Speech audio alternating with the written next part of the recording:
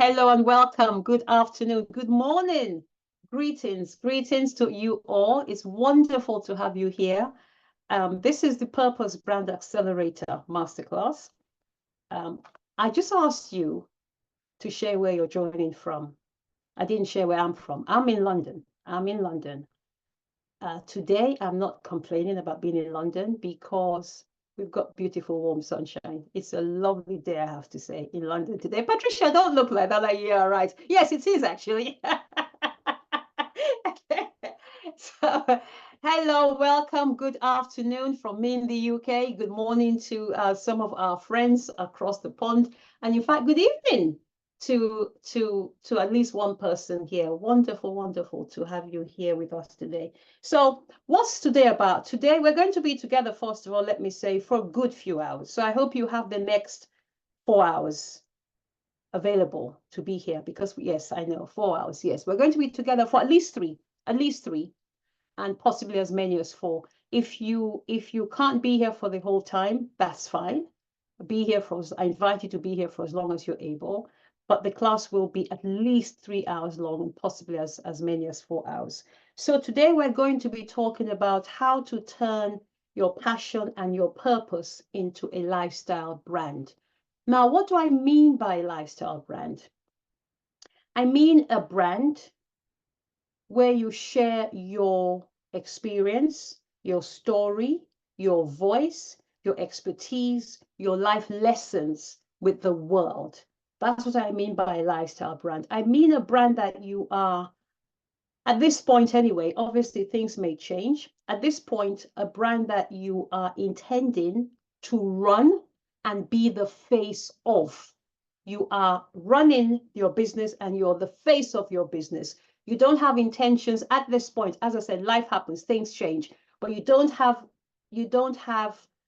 expect at this point to hand over the management, the face of your business to anybody else. That's what I mean by a lifestyle brand. You are it. You are front, you are center, you are it. It is your life and you're it. That's what I mean by a lifestyle brand.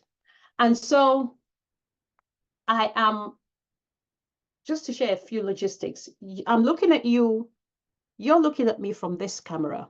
If you see me looking down, I'm not ignoring you. Hi, Michelle. Hello, honey. Nice to have you here. If you see me looking down, I am looking at your beautiful faces. So you see me here, I see you here.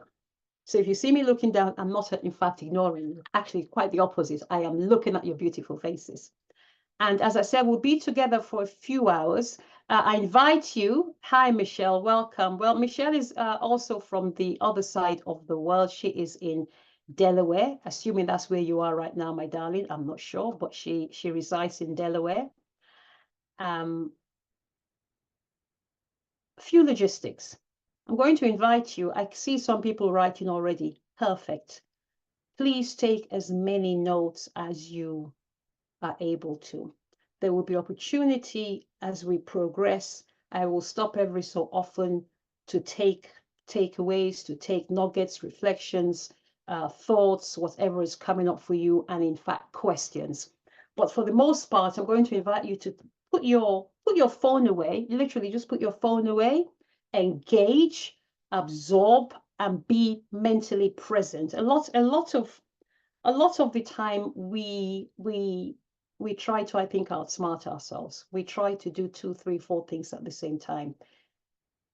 Me personally, I don't think that really works, because when I try to do that, I'm not doing any one of those things I'm not giving any one of those things my full attention, and therefore my full potential. I'm going to ask you for the next few hours to remove all distractions and let's just be here together, present fully as much as possible here together.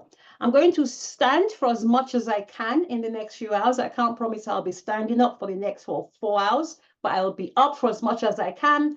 And when I can't, I will sit down. But I wanted to at least start by standing. Why? Do you know that when we stand, our voice projects in a different way and our energy projects in a different way? Are you aware of this at all?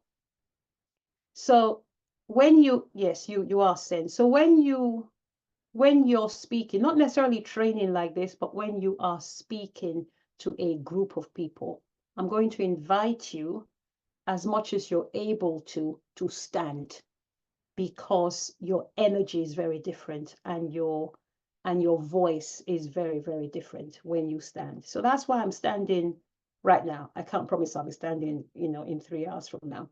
But hello again and welcome.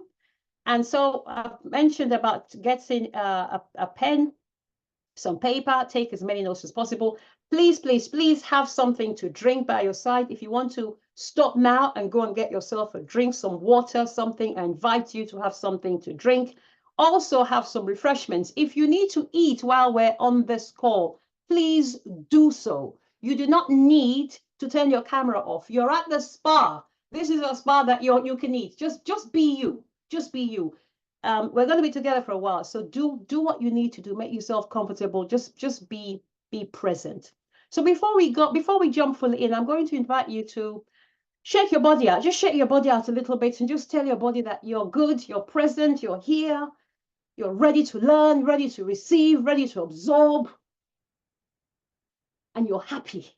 Right? Just shake your body out as much as you can. Hey, Sen, I see you. I see you. I see you, Patricia. Well done. Shake your body out as much as you can. Now I'm going to ask you to tell me in the chat, hey, I see you, Patricia. Yes, let's go, let's go, let's go. I'm going to invite you in the chat to tell me what are you looking forward to most in the next few hours? Why did you say yes to investing your time being here today? Why did you say yes? What are you looking forward to? What would be a good investment of your time in the next 3 to 4 hours?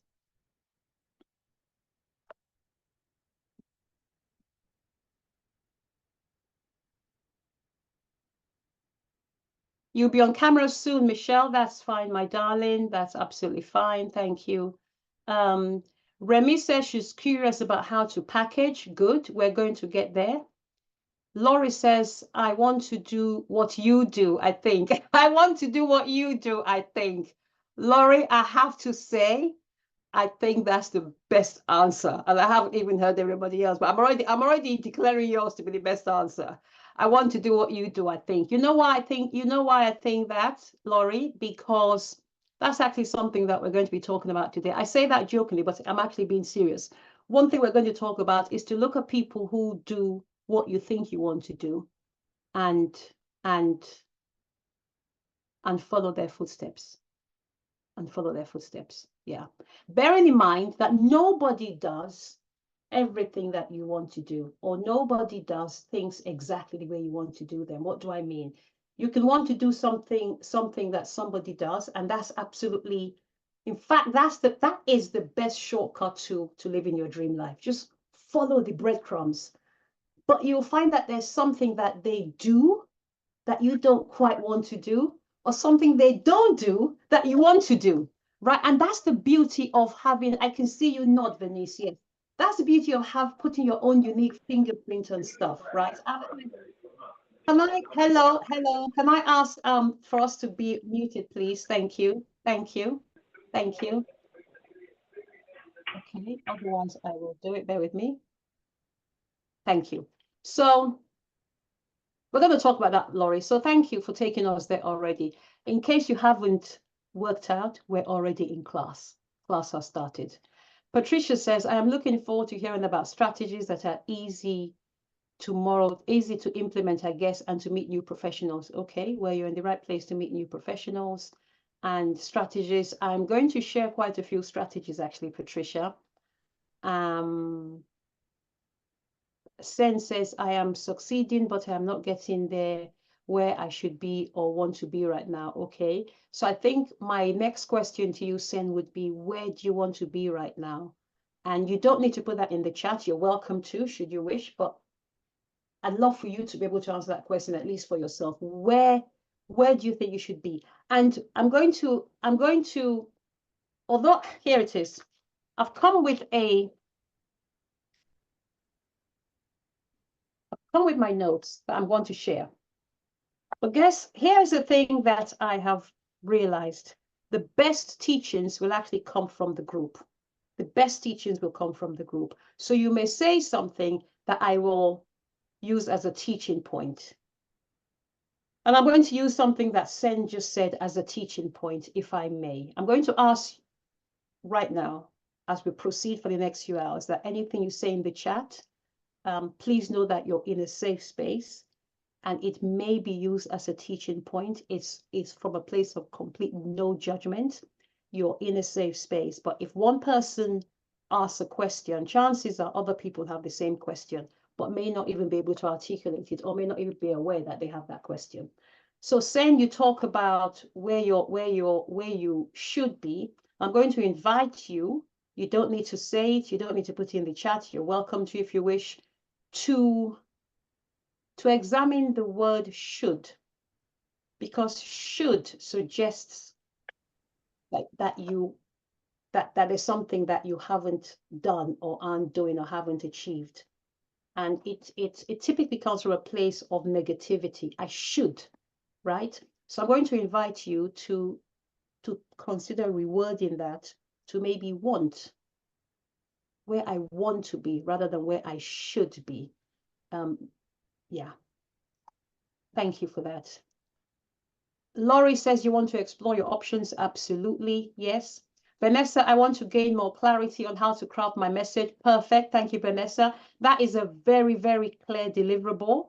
And actually, I will tell you right now, Vanessa, I just a week and a half ago, 2 weeks ago, I can't remember, got back from a truly beautiful experience in Lake Como with a few ladies.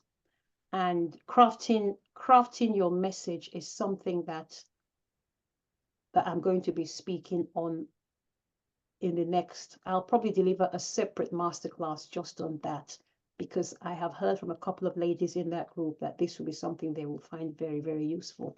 So my point is, you are not alone. Watch this space. And crafting your message is probably, Vanessa, I will say, probably the most important piece, is the foundation of your brand, this lifestyle brand. Because everything you do, I hope you can see me. Let me move I can't see me. I hope you can see me. This is your message. And literally everything you do will come off your message. Everything you do.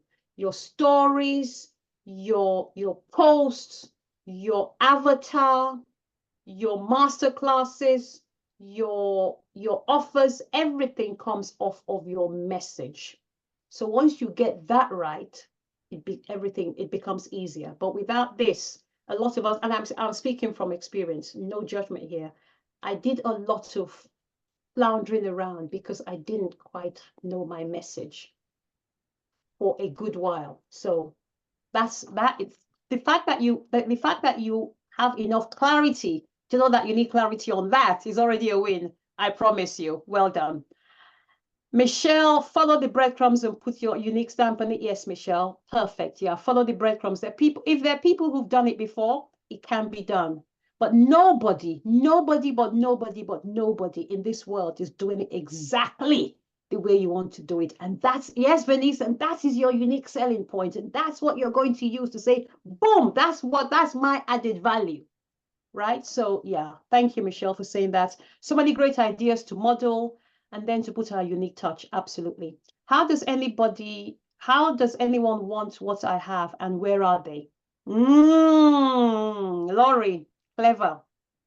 How does anyone want what I have and where are they? I'm going to suggest that the first part of that sentence is a mindset issue. I'm going to suggest that. I'm going to suggest that there are people who want only what you want, what you have, only what you have. But we have to first believe that we are worthy and that we are able and that we have a unique voice and that somebody wants what we have. And our job is to go find that person. And you've actually said that. And where are they? Last week, I'm going to keep, I teach from my experiences. That's what I can do. Last week in in Lake Como. My Rose, hi, My Rose. My Rose was here with us in Lake Como. My Rose, if you're able to turn your camera on at any point in the next few hours, I invite you to. Totally understand that you may not at this time, but if you can, if anybody can turn their cameras off. You know why? You know, I want to make a point about Lake Como, but I want to say something. Are you aware, for the speakers in the room? And by the way, who's a speaker? Who's a speaker in the room? Who's a speaker in this room? Who's a speaker in this room? Okay, thank you, Sen. I see you. No other speakers in this room?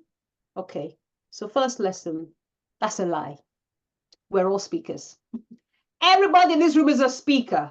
You may not be a public speaker. You may not be a professional speaker. You may not speak for a living, but you're a speaker. So I'm going to ask again, who's a speaker in the room? Hey, that's better. Thank you. All hands should be up. You're all speakers. We're all speakers. Why? We have mouths. We speak, right? You go to the grocery store. Somebody says, hey, my name's Ken. What do you do? You're going to tell Ken what you do. You're a speaker, right? So we're all speakers. The reason why I'm inviting everybody to turn their camera on is when you speak, you get your energy, believe it or not, actually, believe it because it's true. You get your energy from the people in the room. When I am speaking to you and I see a screen of just names, my energy will be different. My delivery will be different. And then there's a chance that you'll walk away and say, I didn't enjoy that masterclass. Not realizing that part of the reason you didn't enjoy the masterclass is that you weren't in the masterclass.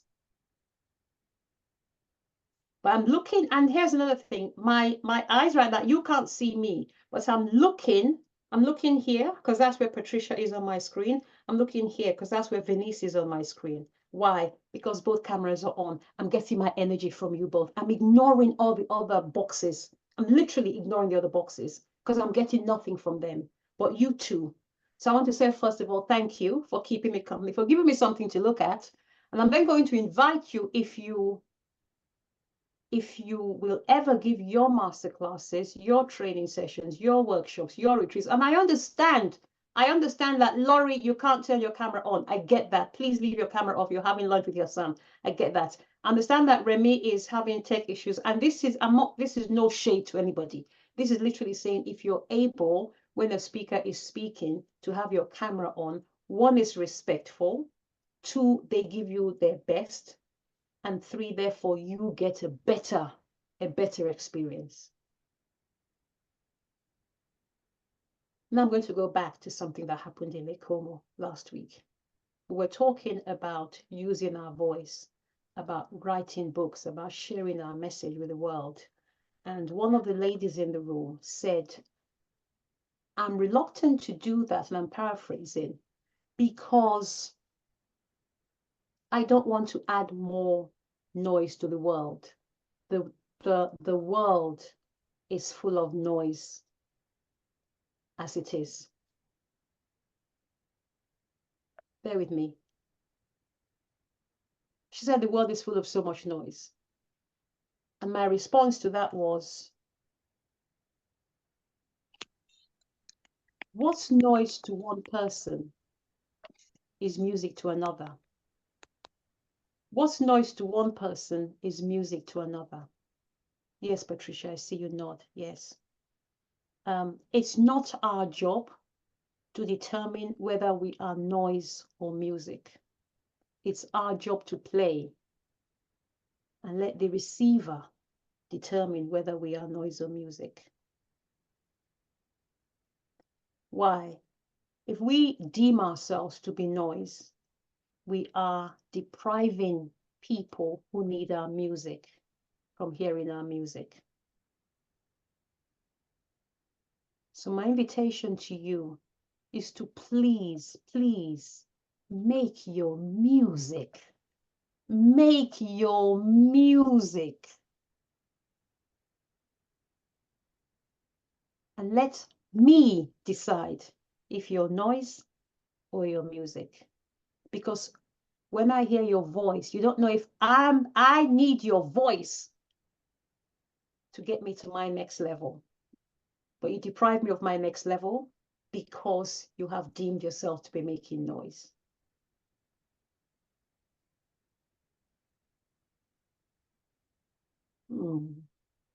That one hit me, even, and I'm the one speaking it, and it still hit me. But anyway, so where were we? Why are you here? Venice, more confidence and assurance that I am on the right lifestyle brand path, and that is in alignment with my gifts, my talent, my mission, my purpose, and my why. Yes. Vanessa, I think you're probably answering a question, and I don't know what that question was, so sorry about that. I have done some for corporate clients. You've done some speaking for corporate clients, Remy. I think that's what that is. Yes, very good. Yes, everyone, exactly. Oh, you were saying I am, but Vanessa, you were saying I am, that you're a speaker. Indeed you are. Indeed you are. Yes, absolutely. Everyone's a speaker. And we're all in sales, Venice. We're not just speakers, we're all in sales. Exactly. I got that one wrong once. I was in a training program once, and I was asked how many people were in sales. And I was like, I'm not in sales. Nah, don't be silly. We're all in sales. We've all got something to sell. Everybody's got something to sell. It may not be for financial value, but it probably is actually at some point down the line. Yes, absolutely. Laurie Bruton, you are a speaker. Absolutely.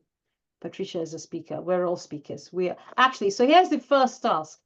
You'll be able to turn your camera on soon. That's fine, my love.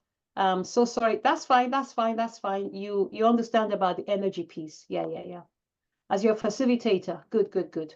So you will leave. I want to read the rest of that actually. So you leave. Oh, you don't need to leave. You don't need to leave. That was no shade. If you want to be here, be here. That was no shade. That was an invitation. It wasn't a dismissal. So please stay if you wish to, Remy. You are not in any way, because you explained at the start anyway. I'm not even sure if she's still here. I think she's gone already. Okay. Denise, you started doing Zooms during the pandemic. It took you a long time to get comfortable with having your camera on. Yeah. It took you a long time to get comfortable, but yet you're doing it, right? So you are still stepping, you're still giving yourself the opportunity to step out of your comfort zone, which is, I guess, all we can ask for, right? You're not saying, I'm uncomfortable doing this, so I'm going to not do it again. You're still here. Actually, Venice, I don't know if I want to challenge that. I would like to challenge that. Why? I've never seen you on a Zoom meeting without your camera on, ever.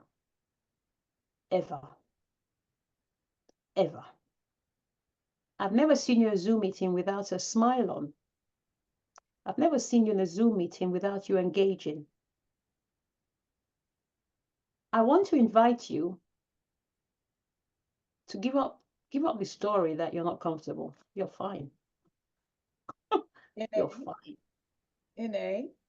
Yes. I love that you challenged that, but I think I met you on Zoom maybe 2 years into the pandemic when I joined Cheryl Wood's community. So whatever year it was, I grew from, initially, because we started in 2020, and I don't think I knew you were on the planet in 2020. It might have been after I joined Cheryl's community, because that's when I saw you. Was it 2021? Oh, I see what you're saying. Yes, but you said here you're still not comfortable, and I'm suggesting that you may be a lot more comfortable than you think you are. Well, you're right. Maybe I am, because I do have the cap off. It's like, do I leave it on? Do I take it off? Exactly. Well, thank you for making me think about that. Thank you. Marie-Rose, you're a speaker. More clarity regarding your mission and your purpose. Okay. That's great. I love that. I didn't say hello to some of our new joiners. Hello, Dolapo. Hello, welcome.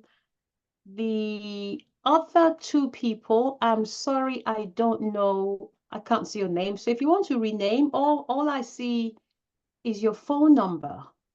So if you want to rename, let us know at least who you are so we can call you out, we can say your names. If you're able to have your cameras on, please do. If you are not able, then you're not able. But as much as you are able, we would really appreciate that. You don't have to be camera ready. You're at the spa. Okay. Well, let's know who you are at least, please. If you can rename yourselves, that would be really. You tried Zooms via phone. Let me turn my chat back on. You tried Zoom via phone and prefer to be at home. Phone is challenging. Phone is challenging, I agree. Sometimes I have to do it on the phone because I'm literally driving as I am listening to a call. I have to say I prefer to be doing that when I'm in a call, like with a really big room. So it's not obvious that I'm not on screen. But even sometimes when I'm driving, I turn my camera on. I won't speak, but they'll see me with my camera on and they'll understand that I'm driving, which is why my camera can't be on. And which is why I can't be more engaged, but at least I'm here. So, life happens and sometimes we can't, which is fine. So those are your intentions. Thank you so much for sharing your intentions. Why am I here? I'll share why I'm here. I'm here because a few people have said to me, right, Ene, they said, we know, we've heard your story a few times. We know about you walking out of a 30-year corporate career. We know about you not being happy for quite a while in that corporate career. We know about the day that you walked out. We know that story. We've heard it enough time. Not enough time. We've heard it a lot of times. We can almost repeat the story. We get that. And then we see you now. What we don't know is the bridge. What happened? What happened? How did you get from that woman who walked out of that corporate career, who didn't know herself? Mary Rose just said I'm going to come to Dolapo in a second. Mary Rose just said that she is looking for more clarity regarding her mission and her purpose. They know me as that woman who didn't think she knew what her purpose was, who certainly didn't have a mission. And then now you're this woman who I see traveling the world, taking women with you. Take us on that bridge. Now, that's why I'm here. Not just to take you on the bridge, but to teach you the bridge. To teach you the bridge. And the bridge, as we walk on that bridge, we will cover all the points that have been shared today as to why you're here. All the points. All the points. Bear with me.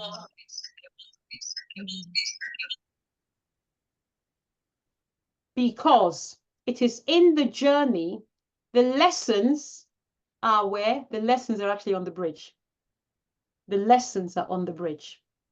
Because what you'll find is you'll find people, and this is actually a teaching point, you'll find people who are where you were before you got on the bridge. Many of your clients actually are where you were before you got on the bridge. This is assuming that you are in a, Patricia, I forgot what you said your reason for being here is. If you're teaching people who are you a few years ago, then your client is where you were before you started on the bridge. I want to go back to what Patricia said. Patricia, did you say something? Do you want to unmute yourself and just unmute and share, please, Patricia? Share about why I'm here? Yeah. I said the reason why I was here was that I wanted strategies that I can implement easily. Perfect. Okay, thanks. And also to meet other ladies. That's what you said. Thank you. The chat, it had moved quite a bit back on the chat. So I wanted you to just unmute and share with that. Ade, so lovely to have you here, my darling. No apologies necessary. It's great that you're here. Welcome. Settle in, turn your camera on as soon as you can. Settle in and you're at the spa. You know how it works here. Michelle, I want to read Michelle's comment. Michelle, I need to now go back. Michelle, give me a minute. The view on the bridge is it's different and it's insightful. Absolutely. So your ideal client, for how many people here actually are are looking to help people who are where you were a few years ago? How many people here are looking to do that? Venice, yes. Laurie, yes. Anybody else who's looking to help people who are where you were? You can also raise your digital hand. Patricia, you too? Okay, cool. You can raise your digital hand. You're looking to help people who are where, and you said, thank you, who are where you were a few years ago. So where you were is where, Michelle, stop.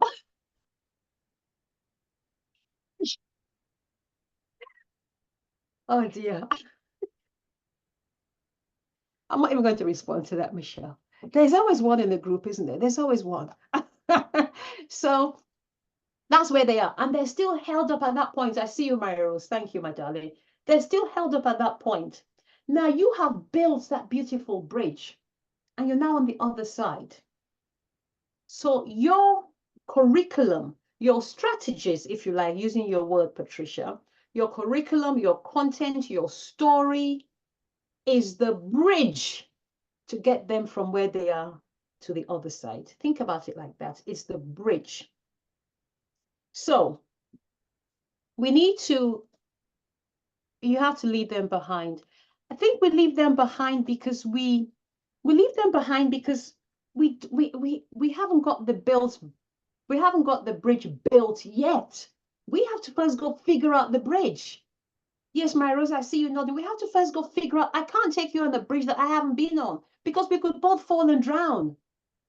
We could both fall and drown. You had to leave them behind and now you're going back to get them with your product exactly. What I say is, exactly, Michelle, what I say is, I'm going back to get the others. I'm going back to get the others. But first I have to go, build the bridge, test the bridge, use the bridge, and I'll go back and get the others. So that's absolutely 100%, absolutely. So we've said we want a few different things. We've all said we want a few different things. Now, the beauty about this bridge is that everything that we've identified in the last 5 minutes as what we want is actually covered by my bridge. My bridge covers everything that we've said. My Rose talked about purpose and mission. That was the first milestone, if you like, the first wheel in my bridge.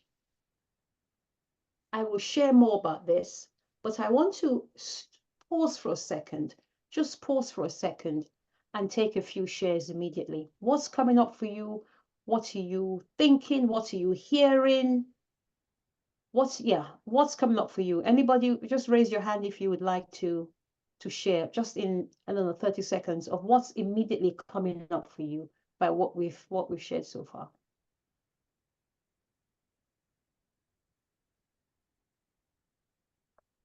Don't all rush to put your hands up. Hey, Hey, Venice. Hey. I'll just say that your journey is just inspirational because you can see the transformation.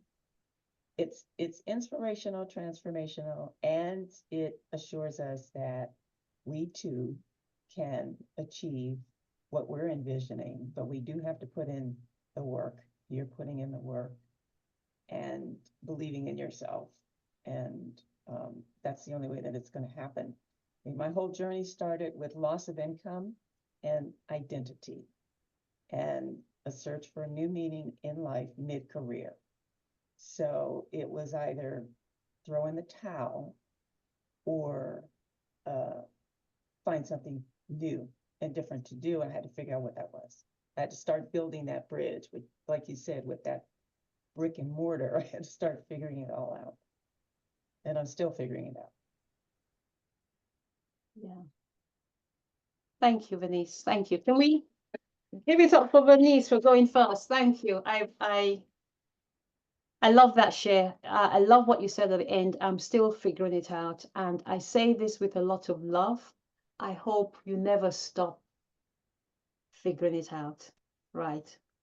I hope we never stop figuring it out. Why? Because when we stop figuring it out, that's when we stop living, we stop growing. And we know, we've probably heard the quote, what's not growing is, does anyone know? Dying. What's not, is dying. What's not growing is dying. So I'm still figuring it out, Venice, and I'm glad that you're still figuring it out. Thank you for figuring it out. Thank you. Thank you. Patricia, your hand was raised. Did you put it down? Was it not raised? Did I? No, Oh, okay, okay. I was My Rose, clapping. okay, cool, cool, cool. Thanks. My Rose, your hand is raised? No. No, that was before. Okay. All right. Do you want to put it down, please, my love? Thank you. Then you can raise it again if when you have something to say. Because I thought your hand was up. Thank you. Michelle, your hand is up. And we're not talking about bridges. We are not talking about bridges, Michelle. Neither London Bridge, nor Brooklyn, nor Manhattan. None of them. Nor what's it called? The Golden Gate, Golden Bridge. None of that. Okay? Come on, Michelle. That was a beautiful analogy. And as you can tell, the bridges resonated with me. But on a real serious note, the bridge is applicable to our lives, particularly as we look at your journey. And so many people have mentioned they know the beginning part of the transition, but what happened along the way that now got you to where you're doing very inspirational things that probably everyone in this room aspires to do. And so bridging that gap of how do you go from the uncertainty, the transitional points, to now doing the thing actually is what is so intriguing. And thank you for being so open to share, because not a lot of people share the specifics of the journey. And what I love about this too is, as everyone's figuring it out, as we're all figuring it out, we can look to someone who is a little bit ahead of the journey in figuring it out. And so when we have doubts and fears and uncertainty and worries, we can borrow your belief, we can borrow your experience, we can borrow your embodiment of the journey, of where you are in closing the gap and moving to the other side where everything is waiting across that bridge. So I think it's really beautiful that you're showing up today, as always, to share the specifics and know that people are borrowing the belief that you show up with. So thank you. No, thank you. Oh, let's give it up for Michelle. Michelle, that was powerful as always. Always powerful. Let's give it up for Michelle. Thank you, Michelle. Can I say, first of all, before I even respond to that, is we really, I'm not trying to make you feel bad. This is not making you feel bad. We really missed you in Lake Como. There was a spare room. My Rose, there was a spare room next to Alina's. That room was Michelle's. But Michelle couldn't join us. We missed you, and we understand why. But we missed you. We missed you. Anyway, you shared something really powerful, Michelle. I'm going to be sharing over the course of this masterclass some things that I've never shared before. So this is a different type of masterclass to the ones I've done before. Why? Because I'm in a different space to where I was before. And so now, Michelle, is something powerful. You said lots of powerful things. Now I'm really in a position to look back and say, oh, that was the bridge. Because here is the thing, when you're on the bridge, you don't always recognize that you're on the bridge. You don't always realize that you're on the bridge. And to be honest with you, you're so focused on getting across the bridge that you haven't got the capacity, honestly, to share the journey, because you're still in the journey. And like I said to Venice just now, we're all still in the journey. I'm still in the journey. We're all still figuring it out. But some of us are at a point where we can say, oh, whilst I don't know what's ahead of me, there's enough behind me that I can go back and use that as the bridge for somebody. And by the time that person gets across the bridge, I would hopefully have gotten across the next bridge, because the bridges never end. It's just one bridge after another. So thank you for that. So I'm going to be sharing stuff that some stuff that I haven't ever shared before, because now, like I said, I can finally recognize the bridge. I think that's probably the best word, recognize the bridge. So who would like to know the bridge? Who would like to know the bridge? Laurie, I see your hand, first hand up. You would like to, Venice is like, yeah, that's why I'm here. Of course I want to know the bridge. That's why I'm here. Of course I want to know the bridge. Okay, so the bridge, from now on, for the purpose of our time together, we're going to call the bridge, we're going to call the journey, the pillars, the milestones, the bridge, the bridge. So the bridge, as I see it now, was a four step. What's a piece of the bridge? The bridge had four main pieces. I don't want to get technical and use engineering language. The bridge had four. Ade, good to see your beautiful face. Welcome, welcome, welcome, welcome, welcome. The bridge has four main pillars. Four main pillars. And as I shared a minute ago, everybody here who has shared why they're here in this masterclass has identified at least one piece. Every single piece of the bridge has been identified by you all, every single piece of the bridge. So the first pillar in the bridge, Mary Rose took us to that pillar. That pillar was well, what's my purpose? What's my mission? Why am I even here? And Vanessa, I think you also said something about what's my why, right? Why am I even here? What's my why? So that was the first thing that I needed to do. Before I carry on, let me just, no, I'll come back to this. Let's carry on. I'll come back to this. So what's my why? Why am I even here? I'm going to share with you the entire journey. Then we'll come back and dissect each stage of the journey. Is that okay with you? Is that okay with you? Yes. We'll look at the entire bridge, then we'll come back and break down each level, each stage, each step in the bridge. The first step was, why am I even here? What do I want?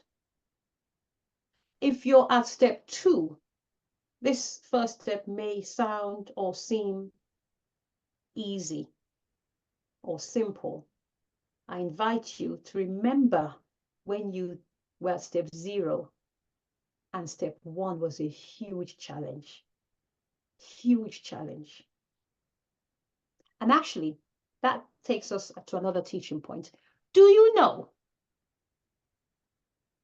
Who do you think is the best person to teach a first grader, a child in first grade, or reception, as we may have it here in the UK? Who's the best person to teach a kid in reception? Laurie, a kid in level, in grade 2, in second grader. Simple.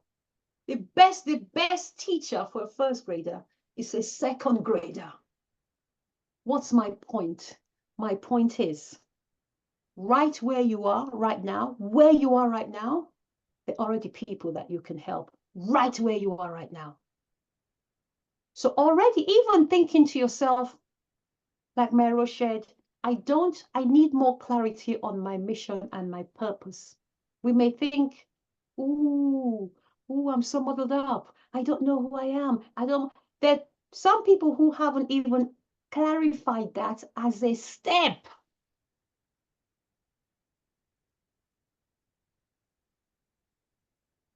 Where you are, there are people who you can reach back to and help immediately.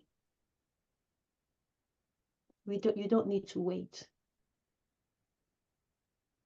I remember what we said a minute ago about voice, about music and noise. Music and noise. Music and noise.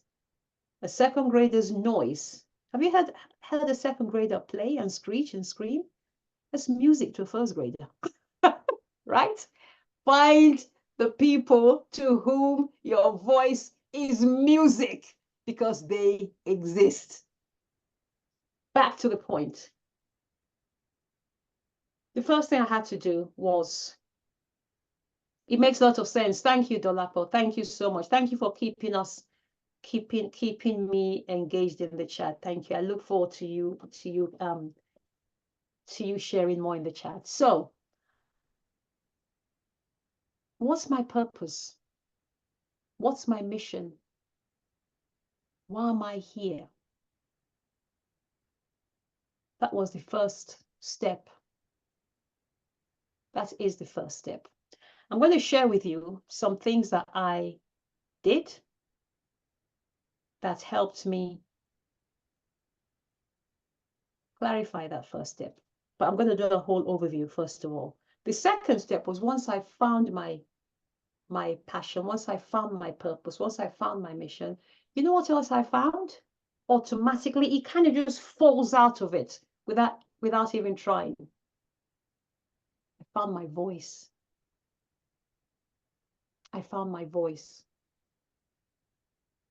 And I think it was Vanessa who said that the reason she's here is because she wants clarity on her message. That's already step 2. No, I'm lying. That's step 3.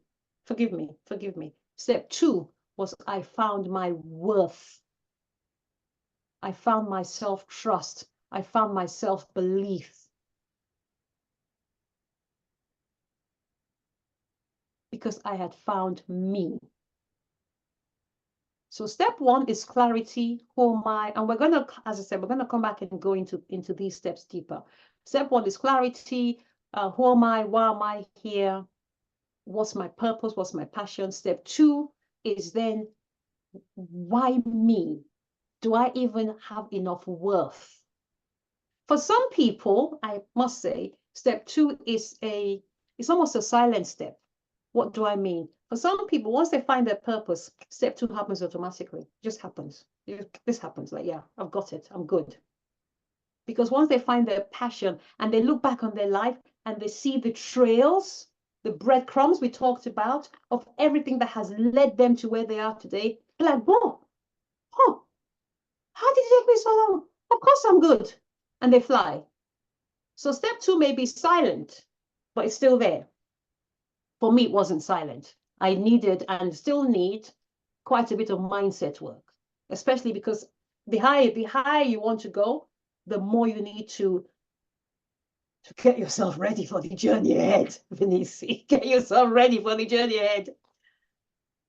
And then step 3 is what I was talking about before. Once I found my purpose and I found my self-esteem, my self-worth, my value, I found my voice. So step 3 is your voice. And by your voice, I mean your message. I mean delivering that message to the world. I mean going out there. And it doesn't have to be on some big mega stage. Of course, it can also be that, which is why I said we're all speakers. You can find your voice in a supermarket. Let's American speak. What was that? Store. You say store, we say supermarket. It's same place. We say Sainsbury's, you say Target, same place. Okay. The point is, the way to get people across the bridge is by using our voice. Our voice could also come in the form of a pen. You can write your message. So I don't just mean your mouth, but I also mean your mouth. That's step 3. Then step 4 is what Patricia was talking about, the strategies. The strategies. So in my world, I call them the 4 C's. I haven't used all C's, but I call them the 4 C's. I talk about clarity. I talk about courage, which is the mindset, connecting to a powerful, courageous mindset. I talk about craft and communicate your message, your story. That's pillar 3. And then finally, I talk about creating your strategies, your business, your brand, the legs that will actually, and I'm going to say the word, that will actually help you to make money. Yes, we're also talking about money. If anybody here is allergic to money, you're in the wrong place. I said it. I'm going to say it again. If anybody here is allergic to money, you are in the wrong. Please don't even laugh. You are in the wrong place. And even if you're building a not-for-profit, you still want to make money, because how are you going to help the people that you're looking to help? You still want to make money. You still want, it's a universal language. I'm sorry. Before we go deep into those strategies, just looking at the overview, thoughts, comments, questions. I like pausing for reflections at regular intervals so that we can really embed the learning and what's coming up for us. And what comes up for you may or may not be something that came out of my mouth. That doesn't make it invalid. It's what comes up for you. If it comes up for you, it's valid. Would anyone like to share? Where does this fall, identifying who my message is for? Identifying who your message is for would be at step 3, Dolapo. It would be in the crafting and communicating your message. For you to craft and communicate your message, you need to know who you're speaking to. So that would fall under that. But I think we're going to go deeper into that in a second. Venice, you like to use the word prosperity. Absolutely. I love that, prosperity. Yeah. Some people use the word abundance. Yeah, although abundance can mean, and I don't mean, you're right, I don't mean just money like pure cash. I mean good. I mean, yeah, I think I probably mean abundance. I mean prosperity. I mean good. I mean doing good in the world.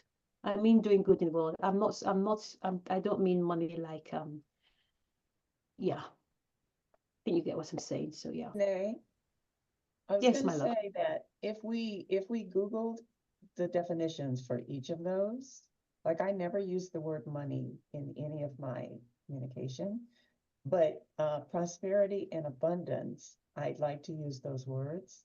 But if we Google them, I think they have different meanings. I'm going to do that Okay. while we're chatting. You can do that. Yeah. So here's the thing, and here's why I like to use the word money. Money has no connotations. Money is money. Money is cash. Money. You know why? I haven't got a problem with abundance. I haven't got a problem with prosperity. I haven't got a problem with any of them. I haven't got a problem with money, because in my mind, here's the thing. You can say the same word to 3 people and they come away with 3 different meanings. And you can say the same, you can say 3 words to the same person. Am I making sense? So it's not I don't want to get stuck on the nuance or the what's the word? On how we receive the word. Whatever word works for you, you use that word. Insert the word, whatever word works for you, right? If you don't like the word money, replace it with what works for you, please. The point I make is whether we are doing this for not-for-profit business or for-profit business, we need to have a common currency of exchange to help people. I choose the word money. If that doesn't work for you, I invite you, please, to replace it with what works for you. Thank you, Venice. Anything else? Anyone else? Laurie. Well, mostly you just by reviewing those 4 pillars confirmed I'm in the right place. I'm meant to be here today, because the how and sometimes the who, that's where I keep getting stuck and I'm just going in this circle and not moving forward, and that's not doing anybody any good. So, and have invested in things where, oh, we'll show you this strategy. And basically it's like, well, just create leads and cash flow. That's what you need. And then I still left figuring it out myself, which then brings, my confidence down and doubt back in. And it's like, I need to get off this crazy wheel. So I'm thankful to be here today. Thank you for doing this. No, thank you. Thank you, Laurie. So you said something really great. It's not unusual for people to jump from pillar one, clarity. So let's just remind ourselves of the pillars. Clarity, courage, craft and communicate our core message. And Dolapo, to your question, everything that falls under messaging would fall under that. Who we speaking to, our avatar, and even to what you just mentioned, Laurie. And then creating our core offer or strategies to create offers and build the business of our brand, of our voice. Some people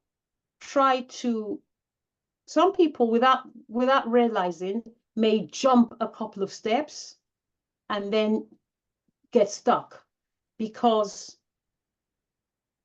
you can't build a business on something that hasn't. Remember what I said, that this is your message is actually the foundation. This is it, and everything comes of it, right? And who you're speaking to comes off your message. If you don't have that cemented, you run the risk of then building something that is not based on something solid.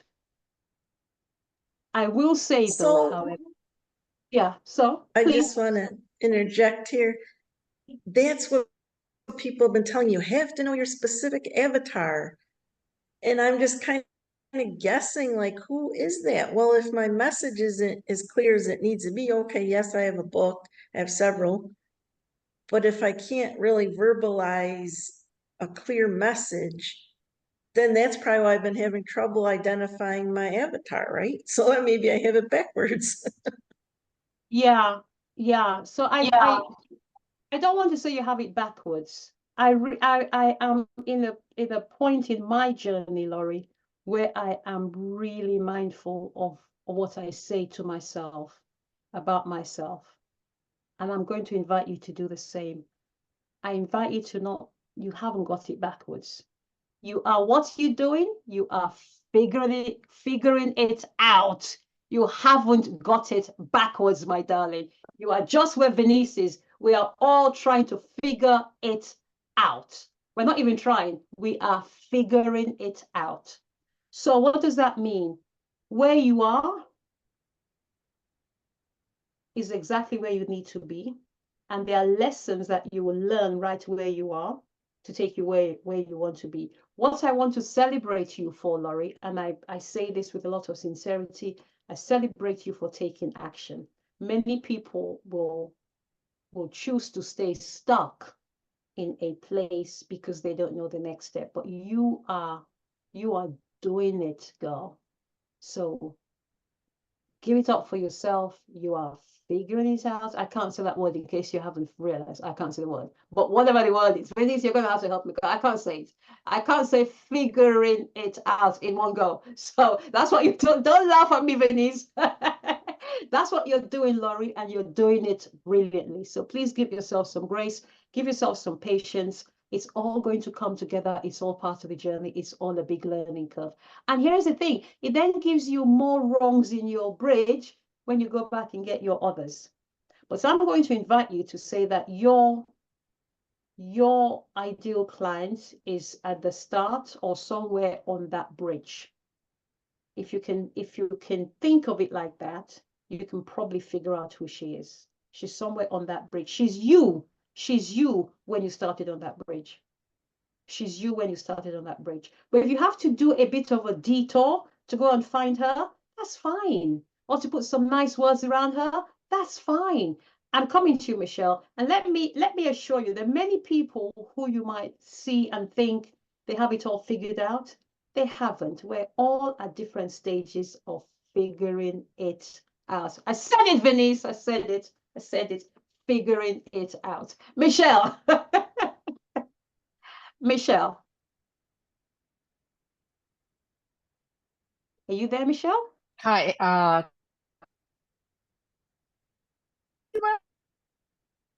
you were breaking up. Yeah, it's breaking Yes, up. can you hear me? Yeah, we can hear you now.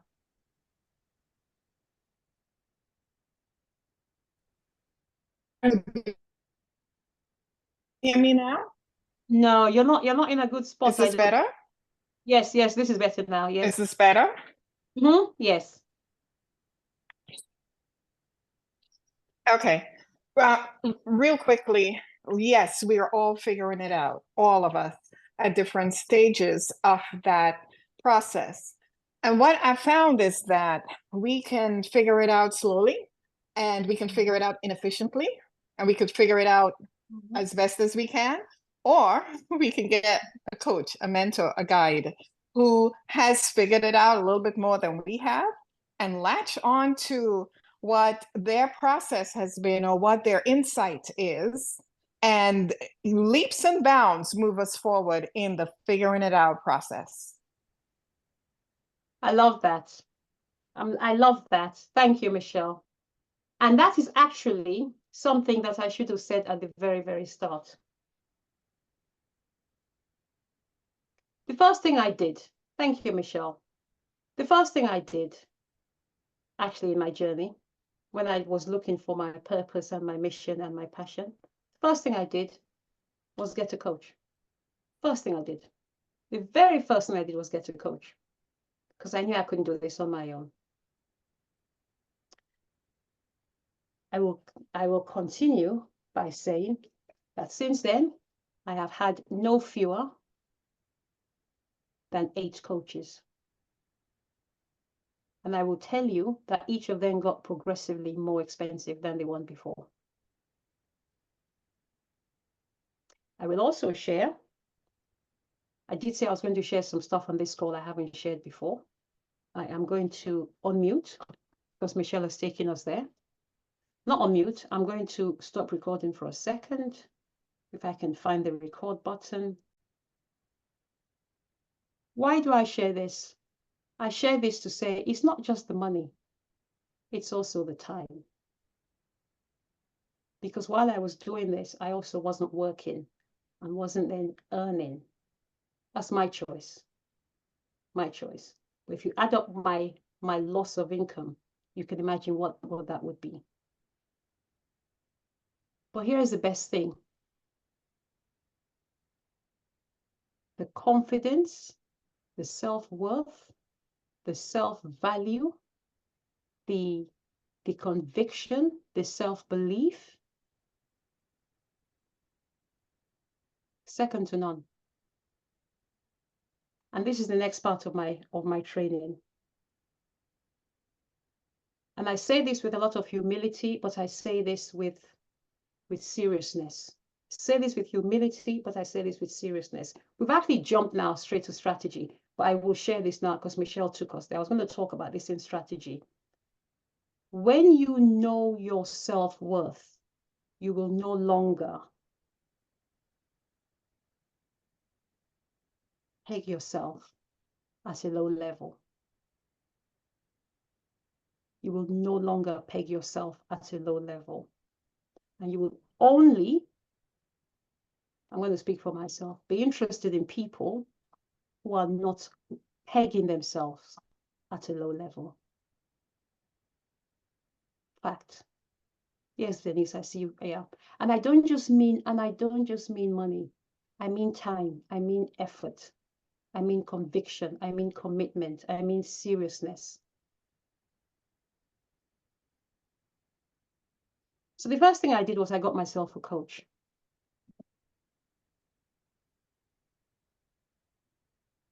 And with the help of that coach, I figured out what I wanted to do for the rest of my life, or at least for the foreseeable future.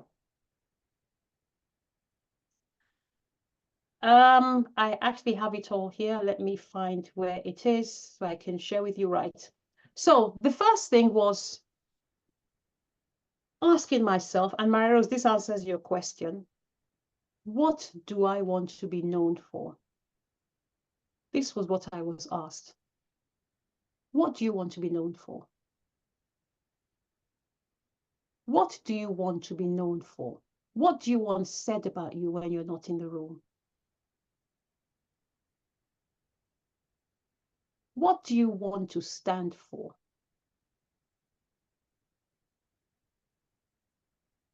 And don't expect that question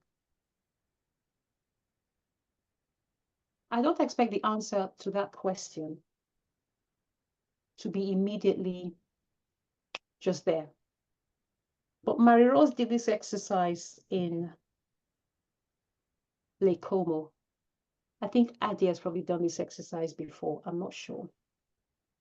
But the more you do the exercise, the more the answers will come. You just have to believe. But then there's something I said to Laurie that I want to repeat. Laurie didn't wait for the answer to come. She moved. And in action, the answer is coming. I keep using the analogy. We've all watched a relay race. We've all watched a relay race, right? We've all watched a relay race at some point in our life, right?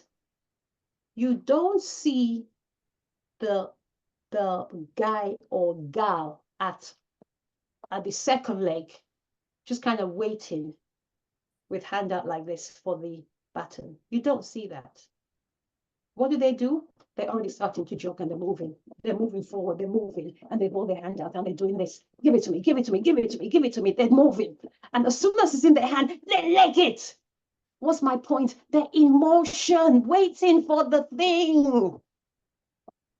You can't move, you can't thrust yourself forward from a standing position, but you can thrust yourself forward from a moving position. An object in motion will continue to stay in motion. An object not in motion will continue to remain not in motion. Get in motion. Laurie is saying, I'm not sure about my avatar. I promise you, Laurie does know her avatar, and it will click like this because she's in motion. Exactly. Even in physical motion. And here's the thing, it's almost as important to know who your avatar isn't than who your avatar is. Because at least you can knock somebody out of the park. That's not the one. Next. That's not the one. Next. But it's only by being in motion. What's my point? I'm not suggesting you leave your job if you have a job. You need to eat, please eat. That's not the message of this, of anything I talk about.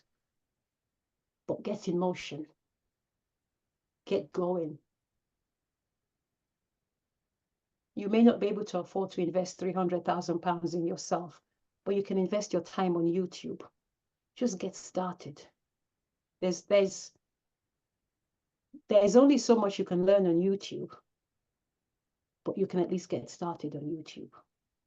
Not getting started at all, for me, is the real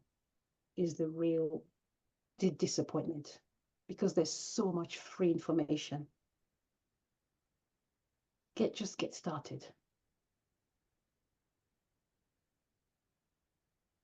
So I got started. I got myself a coach. She helped me to figure out what I wanted to do.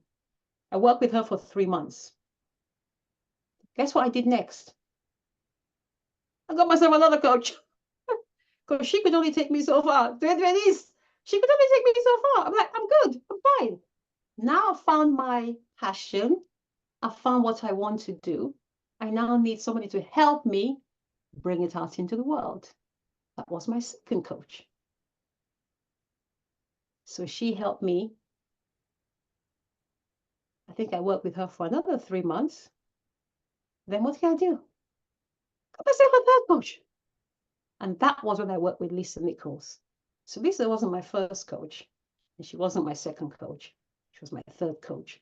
But I'll share something. She's been so far to date my most expensive coach.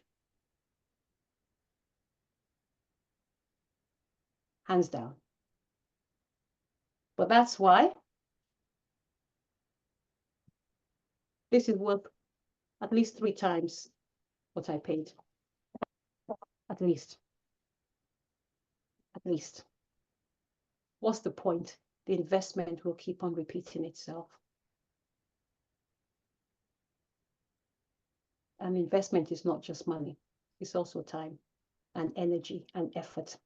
So, first of all, identify what you want to be known for. Who am I? What do I want to be known for? That's your homework for today.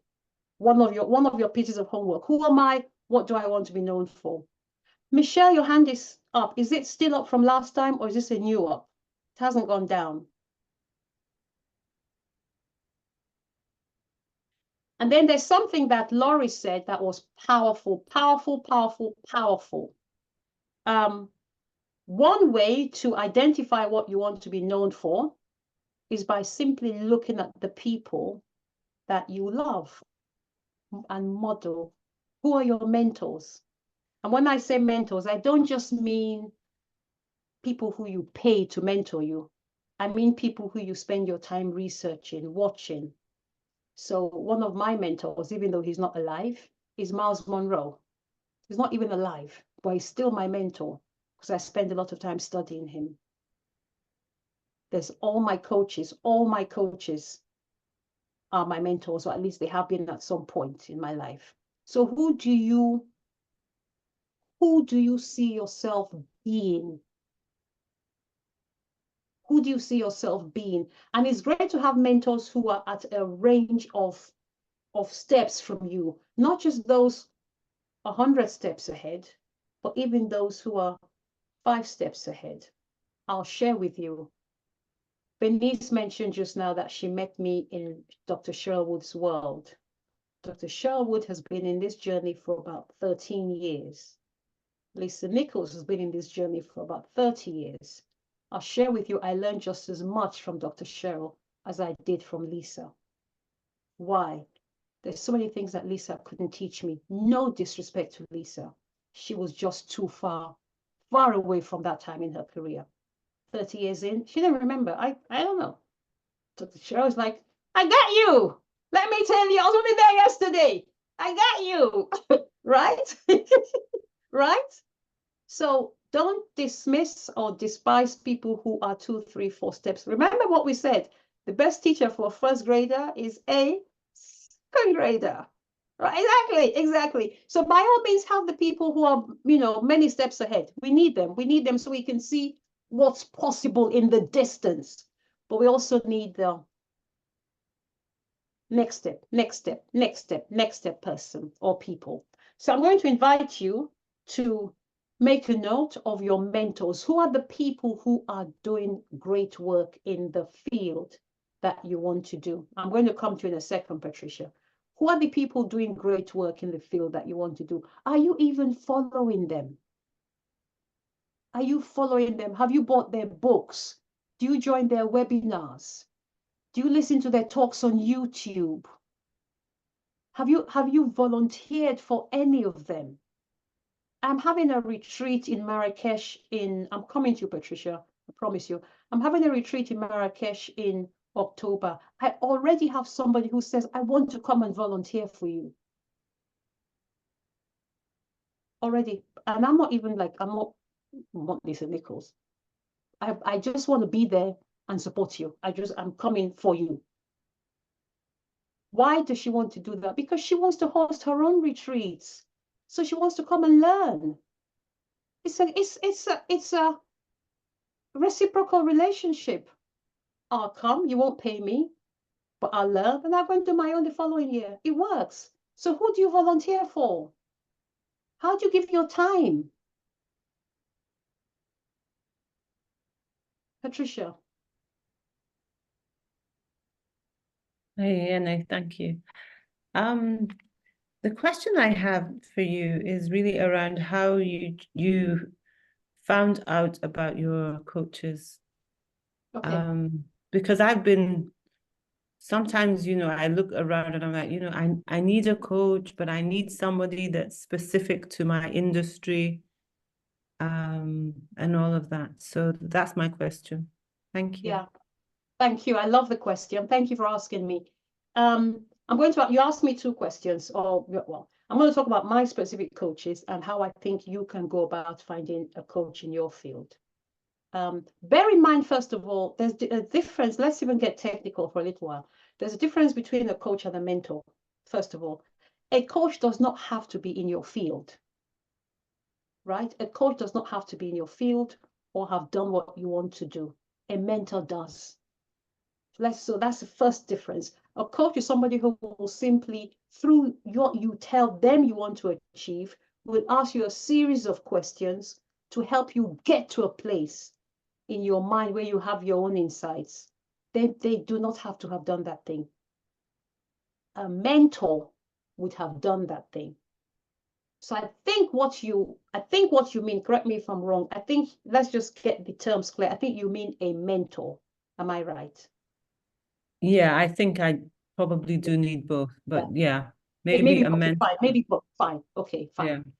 So, and thank you, Patricia, because I actually used the words incorrectly. When I talked about my coaches, I should have used the word mentor. All my coaches were mentors because they've all achieved in the field that I'm going to. But let me come back to your question now. So I would suggest you look at people, identify what you want to do. What specifically do you want to do? And who is doing it in your field? That's an obvious mentor. That's an obvious mentor. They may not even offer the service, but you don't know if you don't ask. And with a lot of people, I find, if you show an interest, it's very hard for them to say no to some kind of relationship, Even if it's just pointing you somewhere and say, I can't do it, but have you checked there? Have you checked there? So I would suggest, first of all, identify, what do I want? That was what I had to do. What do I want? Who do I see myself being? And I identified myself. I'd like to be as close to Elisa Nichols as possible. I want to travel the world speaking. That was my vision. So what's your vision, and who is living the life of your vision right now? Those are your mentors. Who has written the books, who's writing the articles, who is publishing stuff in this world? Those are your mentors. And then see what services they offer to people like you to help them along the way. Does that help, Patricia? Yeah. Yeah, that actually helps. I hadn't thought about reaching out to people who have written books, for example, but that's a good one. Thank you. You're welcome. How did I find mine specifically? Now, my very first coach wasn't actually a mentor. She was a coach. She was a coach. She was a coach. She hadn't done what I wanted to do. She was a coach. Everybody else has been a mentor. She was a coach. I found her through my sister-in-law, word of mouth. And then after that, once I found what I wanted to do, I then started to follow people who had done it, and I just followed the breadcrumbs. And this is why I say I want to, before I read the chat, I've seen there's some beautiful comments in the chat. I'll go to the chat in a second. But this is why I say nobody does exactly what you want to do. Because whilst I said I saw myself as being like Elisa Nichols, as I then started on the journey, I realized that actually, no, what I want to do, what really sets my soul on fire, is taking women to destinations, to travel and transform them whilst we're away. That's not what Lisa Nichols does, but she was my first, at least, line of sight, right? And that's why, Venice, I said, nobody can do exactly what you want to do. Nobody. Lake Como, what happened in Lake Como 2 weeks ago? My Rose was there. She's right here on the call. Even I was blown away. Never mind, I'm sorry, not even, people say, oh, you're helping ladies. I'm like, I'm not helping ladies. The ladies are helping me. You don't understand. It's me whose life is being changed. Serious, that's the beauty of teaching. It's your life, because I thought to myself, I could do this every day for the rest of my life. But only by taking action. Only by taking action. I'm going to go to the chat. Please pardon me, forgot to take it down. What did you forget to take down, my darling? I'm not sure what you said. What did you forget? Oh, that was, oh, Michelle. Sorry, that's fine. Venice, we need I don't know what BOD means. Pastor, your mentor is Toni Morrison. Okay, good. At least you've identified your mentor. Very good, well done. You had no idea she was on this planet until I've heard you tell this story before. You flew to South Africa in 2017. Yeah. Dr. Cheryl is not in your field. Yeah. I love Dr. Cheryl because she's a speaker. And and she's a board of directors. Thank you. And she's tough. She's come through a lot. I have a lot of respect for her. A lot of respect for her. So that's as deep as we're going to get on the first pillar, right? I really think that if you identify your mentors, your mind will be blown and you'll find your purpose. I really do. I really do. For me, it was the year 2020. The whole world was shutting down, and I started to listen to podcasts and watch a lot more YouTube videos than I would have done had the world not shut down. And I saw Les Brown, and I was like, he's living my life. That's the thing. Who do you see and you think they are living my life? And not from a place of jealousy, from a place of admiration, not jealousy. And even if it's a little bit of jealousy, it's fine. It's fine.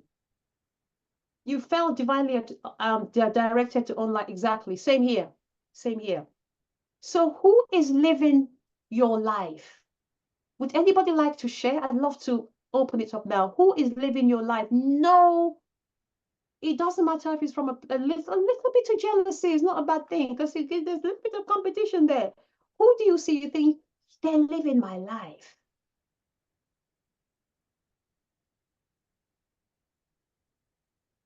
And maybe I'm using the wrong word, but somebody who's doing stuff that you think, I like that, I want to do that. Dr. Cheryl Wood was let me see, let me open. She was the first person you discovered online. Oh, really? Was she? Okay. Elaine, Yes, my. yeah, the first person, the Zoom during the pandemic was to me an incredible period of our lives that we will all never forget. But we all went online when the world had to go online. I don't even remember how I found Dr. Wood, but she was the first person that was just consistent in what she was doing. She was having those Zoom meetings like every day, 2 times a day, and I think she's on the East Coast. So I was just caught up in her energy and how she got things done. And then I just stayed with her like the whole year, 2020 and 2021. In answer to your question, I'm going to throw this out there. You said, who is doing something that we want to do? I guess I'm going to just throw it out there because I know that she's doing something that I want to do, and it's Michelle Obama. She's doing something that I want to do. I love that. So my invitation to you, Venice, thank you for sharing that. My invitation to you would be not on this score, but for your homework, to really zone in on what's specific. And you may have this already, and if you have, then that's fine. But I have a part 2 to this. Zone in on what specifically you love about Michelle Obama and what she's doing. Zone in on that. So it's not about, so it becomes no longer about Michelle Obama. It's about the essence, the thing she's doing. And then I'm going to invite you. You said something. You love Dr. Cheryl's energy. So whatever Michelle is doing, you want to probably tag it on to Dr. Cheryl's energy or whatever else, which is why, again, we're not just one person. We are an amalgamation of different things within us, and then we still have our own unique source, unique energy. I love that. Anybody else before we move on? Anybody else before we move on to pillar 2?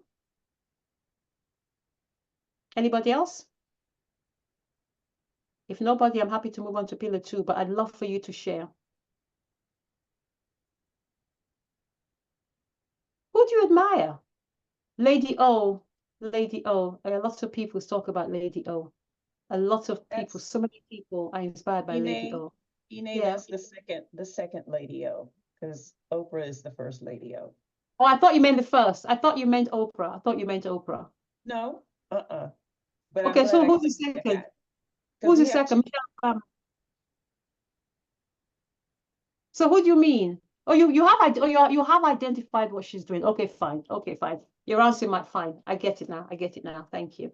Thank you. Thank you. Would anyone else like to share? What are we all thinking? What are we feeling? Who are you admiring? Who are you secretly stalking? Go on. You know you want to share. Share. Who are you secretly stalking? Myron is thinking there's nobody. Nobody. Can I say something about that? Yeah, yeah. I love podcasts. I love listening to so many different people at different times. Yeah. But I think where I am now is I think I've overdone it, to be really honest. Okay. I feel as if sometimes you can get so caught up in somebody else's story that you have to draw back. And just like you said, I think is it point 2 or 3, where you have to sit in your own story. And maybe like your the other lady, is it Laurie? It's just to take action. So I am somebody who I feel as if I'm oversaturated with listening to people. And I think for me now, that's why I'm not even answering to say, you know, who is your favorite? It's just like where to begin. So it's for me, I feel that I'm at that stage where I've heard enough. I would still love to find a mentor specific to a new area of my work, but I'm kind of done with listening to a lot of what I've been listening to. Yeah. Not to throw a spanner in the work, but just No. There's no such thing as throwing a spanner in the works. You know what? You know why, Patricia? Because we're all different and we're all at different stages in the journey, and there is no shame or no shade to anybody for throwing a spanner in the works. That's why we're all here. We're all adults. So that's absolutely fine. Please don't ever, I invite you honestly to not ever feel that you can't share in this space, ever. I'm going to say, even if you don't listen to people, you don't have to listen to people, but I invite you to have a list of people that you admire, because that's the end point. I don't want to spend more time listening to them, but these are people that I admire. Do you have people that you admire? No, not really. not really. You're done with that. You're so done. I think so. Honestly, I think that in the past maybe I did, but at the moment where I am, I maybe fleetingly for a little while, I may see somebody or listen to someone. I think, oh, I like what that person is doing, but somehow it doesn't seem to last. Yeah. No, I don't know. Yeah, but do you have in your mind where you'd like to be in 5 years from now? Do you have your vision? I have a vision for what I want to do at the moment. Okay. I And is do. there anybody who is doing that right now? Or doing something close to that? Something close to, I'm still looking. The jury is out. I'm still looking. I have a bit of an unusual thing that I'm doing, but I like what you said about the books. Maybe I'll start there and look for people who have done research and all of that. That would be interesting for me. I'm going to come to Michelle in a minute, but I just want to explore this for a little bit longer. I think, and I don't know what is, you know, I hear what you're saying. I'm going to share a little story. No, I'm going to just invite you to just keep an open mind. Just keep an open mind. Just allow, you just never know. Michelle, I'm coming to you in a second, but you know, before I went to Lake Como, I was speaking to my coach, and we were speaking about my avatar. Laurie, your favorite word. Speaking about my avatar. And I said my avatar is either a corporate woman. She's of a certain age. Her kids are grown. My ideal avatar. Her kids have grown. She's not doing school runs, so she hasn't got that on her plate. she's had a successful corporate career.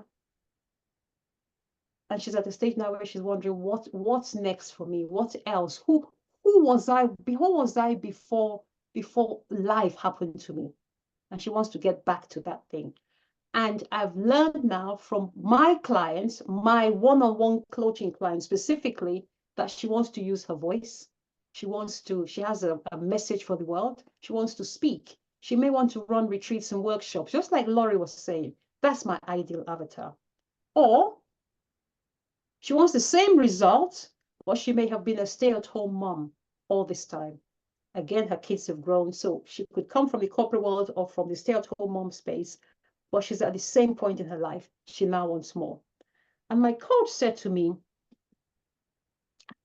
what if she's running a business and she wants more? And I was like, who runs a business and wants more? That doesn't even exist. She's running a business. She's fine. She's good.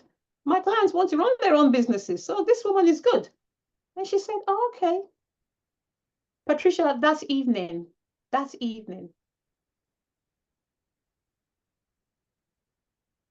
got a call from somebody who runs her business, but wants more. That evening, I had to call my coach and say, I'm sorry. Although I didn't dismiss what she said, I didn't dismiss it, but I did challenge. I was like, I called her and said, I'm sorry. You have literally called the person. What's my point? Just keep an open mind. You just never know. Yeah. I love the way you're smiling. Just keep an open mind. You just never know. And I think that when you invite the answer, or when you invite it in, it will find you. It will find you.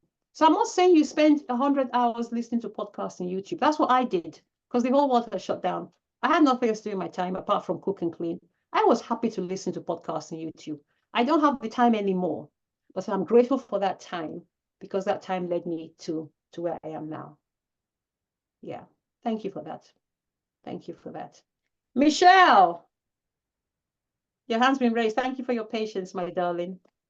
Absolutely. And what a brilliant synopsis and viewpoint that you've just shared. Thank you as well. And I wanted to add, if I may, to Patricia, I too hear you on that. But I want to invite you to look and listen to others, maybe slightly differently. We look for different things or different reasons. But what if this time the tweak you made on looking and listening was to see who's running a successful play? Because while we often might think we need to show up in the world with our innovation and our uniqueness and our unique program, and nobody else is doing what we're doing, what if the uniqueness is just our essence and how we interpret and our perspective of the thing that's working?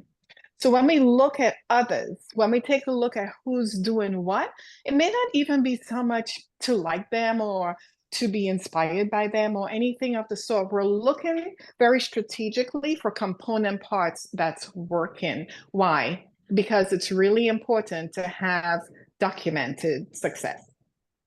And so if they're doing that thing and it's working and people are buying it, or people are having transformation from it, or people are the people doing it seem to be so much happier and fulfilled, I'm going to take a closer look, not because I'm trying to be them, and not because I am, looking to like them. I'm beyond that lens. The lens that I'm now looking through is what's working, where is it documented, how are they successful from that, and then put it into how I can repackage it and present it to the world. Yeah. That's brilliantly put, Michelle. Brilliantly stated. Thank you. Yeah, that's Brilliantly. interesting.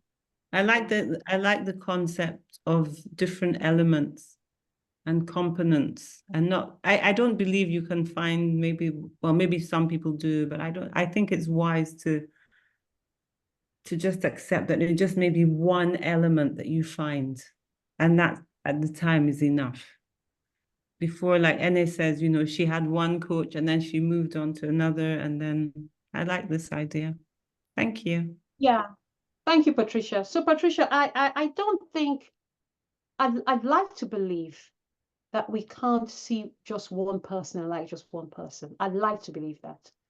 As Venice just said, she loves, and I'm using my word, you may not have said this word, but she loves Michelle Obama, but she likes Dr. Cheryl's energy. And I'm sure if you speak to her about the many other people that are like this about this and this about this and this about this, and you now make it your own. So I'm not suggesting that you like just one person. You may like a whole bunch of people, and there may be some things that you actually don't like about a particular person, but you like something else about the same person. So I love XYZ's energy. I don't like the way he sometimes does this. So I'll just pick his energy. And I want this other person's voice tonation. I want this other person's. And I'm not suggesting that we build our life on somebody else, but I am suggesting that when we explore who we like, who keeps us entertained, it sparks something within us. And you know what they say, what you see and like in me is what's in you. What you see and like in me is what's in you. And typically when we look at a mentor, and I don't mean, it could be a mentor like I said, Miles Monroe. This man is not even alive, right? But there's something in that I see in him that I'd love to believe I have in me. And that's what inspires me. So yeah, it's just about, and oh, something else. It may not even be somebody famous. It doesn't have to be somebody famous.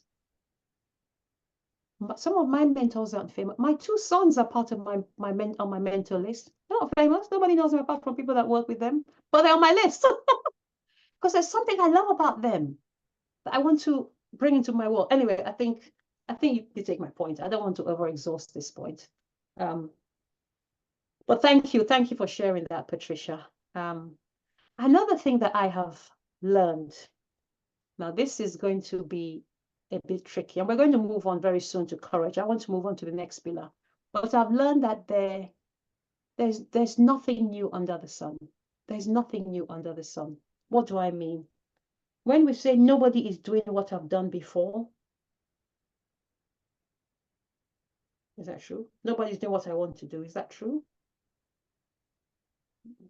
I've learned that that's often not true, because there's nothing new under the sun.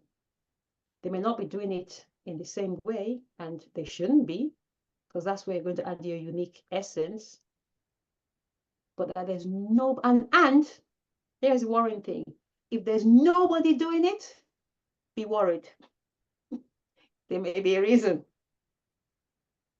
So I don't want to dampen your spirit, but I want to invite you to maybe look again. Is really nobody doing it? And if that's true, why not? Why not? Why not? Why not? So I don't know if you've all noticed, but listen, I'm on somebody's admiration board, okay? I'm on somebody's, Dolapo, you're on my admiration board too. I admire Lady Ene Obi. That'll be me. She's the role model in my vision. I'm going to take this and put it on my, and I invite you to do the same. When you get, I invite you seriously on a serious note, when you get testimonials and praises, I invite you. This is actually taking us very nicely into our next pillar, because I was going to share this in my next pillar, courage. Our next pillar is all about self-worth and self-belief. So here's the thing. Dolakwa, thank you very much. I appreciate that. Thank you. I mean that. I truly appreciate that. So we identified this big vision in step 1. Mary Rose, for you, I want to invite you to just settle into the question. Settle into the question. Look at your role models. Look at your mentors. Look at what you love about them, and keep asking yourself, what do I want to be known for? What do I want to be known for? At the end of my life, when I look back on my life, what do I want people to say she did that I haven't yet done, because we've all done great stuff already. I'm not negating what we've done, but what's next that I want to see that isn't there yet? When we clarify that big dream, and I hope it's a big dream, I really hope it's a big, massive, audacious dream. When we identify that dream, for a lot of us, we may think, who am I kidding? Me? Me? Why me? Has anyone ever looked at their dream and thought, who do I think I am? Yeah, yeah. Thank you. In one way or another. Here is the thing. We're not always so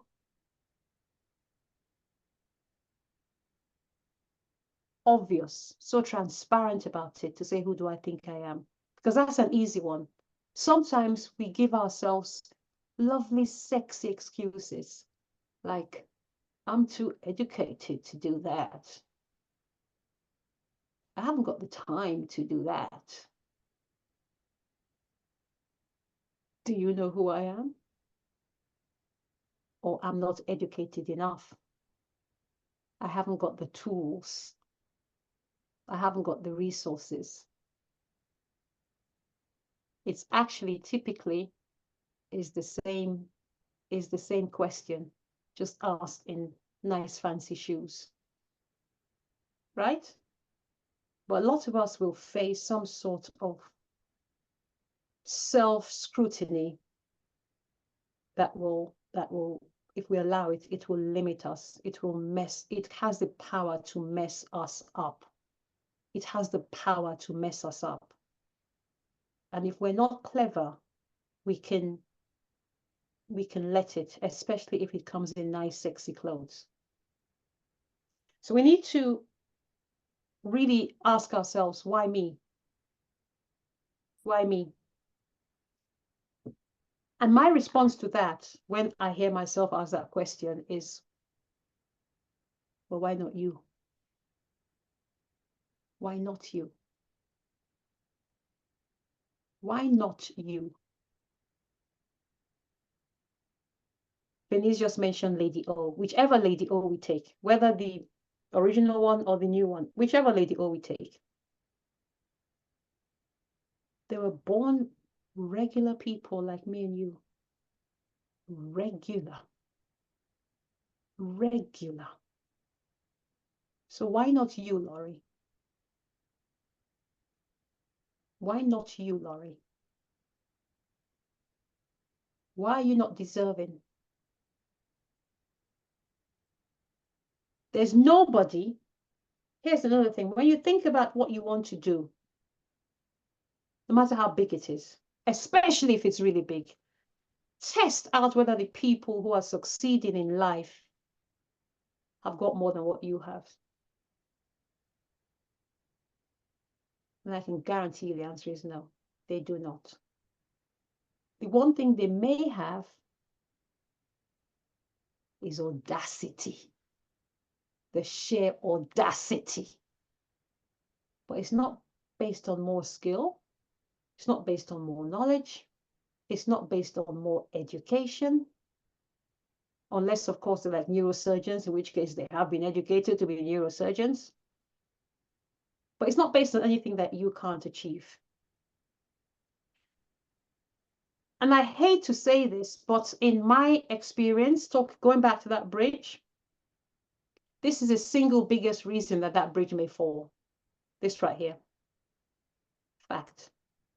Single biggest reason that bridge will fall. This. A lack of self-belief. A lack of self-worth. The bridge will fall if this work is not done. Don't laugh when I say this, but something that I have gotten into recently, which really I'm seeing a difference, is affirmations.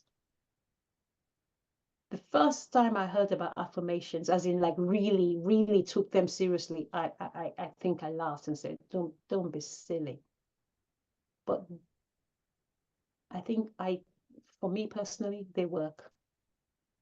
They work for two reasons. One, they give you a who here does affirmations? Does anybody here do affirmations? Who here has affirmations? Affirmations, people. Thank you, Venice. Oh, Patricia, you do affirmations? Did I see your hand up? Yeah. And Laurie, you do them. Okay, thank you. And Mary Rose, yeah. They give you an anchor. That is what I love most about them, I think. They give you an anchor. They give you something to hold on to. And it is then retuning our mindset, telling us what's possible.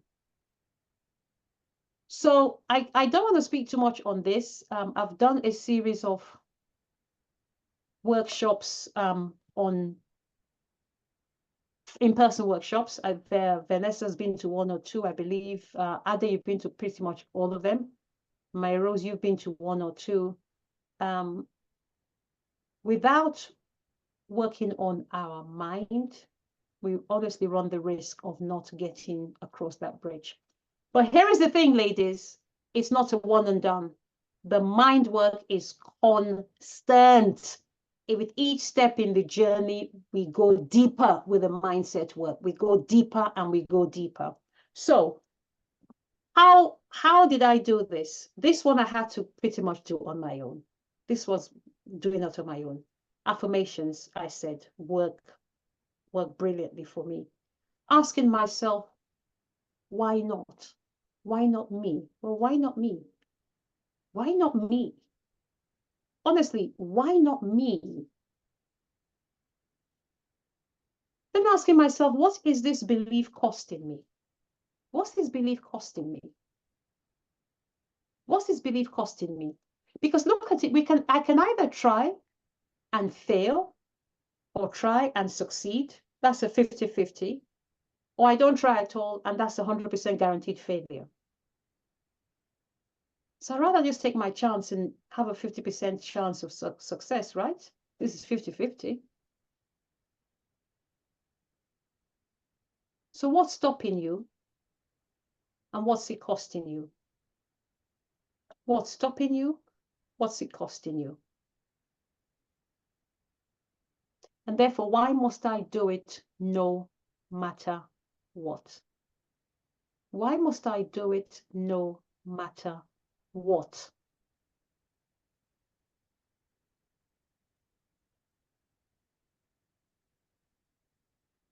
Thank you, my darling Michelle. I've just seen your comment. Bless you. Oh, Michelle's gone? Has she gone? Oh, she has to run. Oh, okay. Right, she's gone. I didn't see the comment. Okay. So you're enjoying the words of wisdom. Thank you. Vanessa, you said I do. I don't know what you said I do too. That was a while ago. I keep missing your comments and I don't remember. But anyway, they give, oh, you do as affirmations. The affirmations. Yeah, affirmations. They do exactly. They give you confidence to push through. Exactly. They give you confidence to push through. Exactly. So if anybody would like, I don't know, you probably have, I think pretty much everybody here says that they do affirmations. I have quite a few. If you want me to share some of mine, I'm happy to. You can get them anywhere. You can Google affirmations. But I invite you, even if you Google them, to still make them yours a little bit. Make them something that you will believe. Put them in your words as much as you can. So I think we're going to move on now to pillar 3, which is the messaging pillar. But before we do, I'm going to stop and take any questions, thoughts, questions, feedback, reflections, what have you. Okay. I just want to share. Where are they? Which page? This one. I recently wrote down a new set of affirmations, and I've heard of it before. I've done them before. I'm like, whatever. And I even had trouble. Is this even making a difference? Do I even believe what I'm saying? And I'll tell you, I still committed to doing it anyway.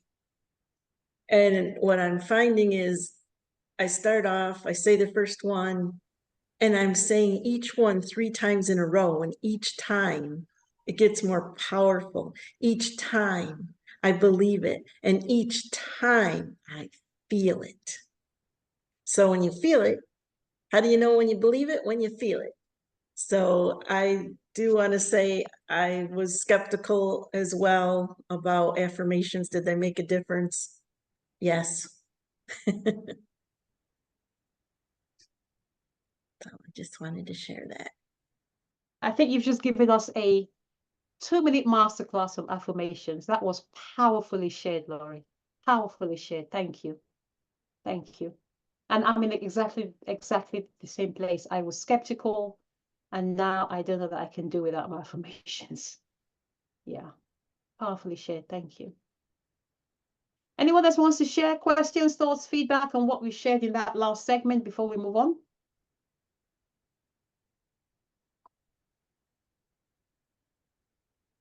If not, we'll move on.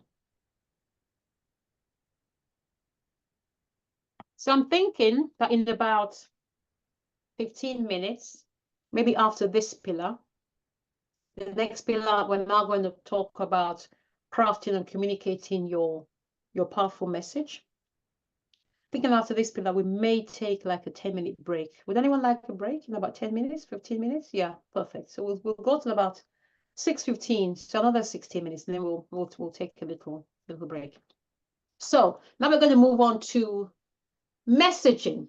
But before we start, let me ask you, does anybody have any specific questions on messaging, on crafting and communicating your powerful message? Does anybody have any questions or thoughts before we even go there?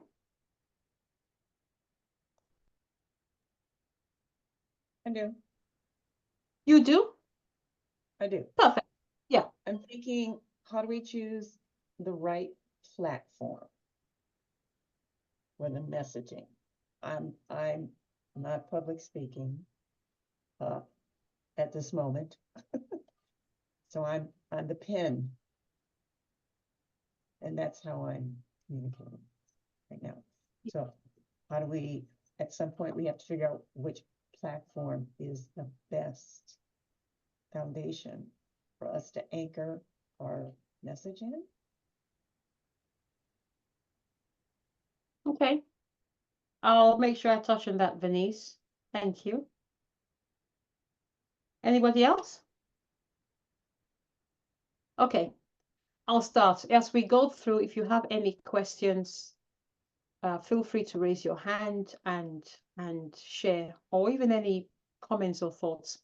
Now, messaging for me, I've said it before, this is your message. This is everything else. Everything. Your book will come out of your message. Your keynote will come out of your message. Your workshops, your retreats, your courses, everything will come off your message. Did we lose Ade? No, Ade is still here. Ade, you okay? Come on camera if you can, my darling. Not picking on you. Yes, I'm fine. I'm okay. Please just give me some time. I'll put my camera back on. No worries, my love. So everything comes off your message. The way I like to think about messaging is, I need to share. So I shared with you my investment so far on my entire journey, right? The vast majority of that sits here in messaging, the vast majority in messaging. The bulk, not just the numbers, but also the quantity, the size sits here in messaging.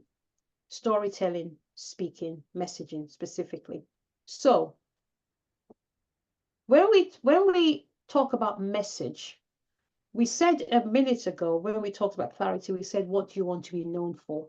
What do you want to be known for? Okay. Right off the back of that is, therefore, what do I want to leave people feeling when they meet me? What unique impact do I want to make on people when they meet me? if you went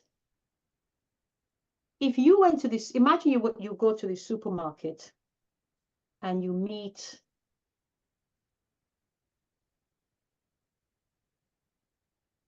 somebody you never met before, and you're asked to tell that person your mission in life. What will you tell that person about your mission in life? Whether you say it in 30 seconds, in 1 minute, in 2 minutes, in 10 minutes, that's your message. That's your message. That's the impression you want to leave somebody with. What you want someone to go and tell someone else.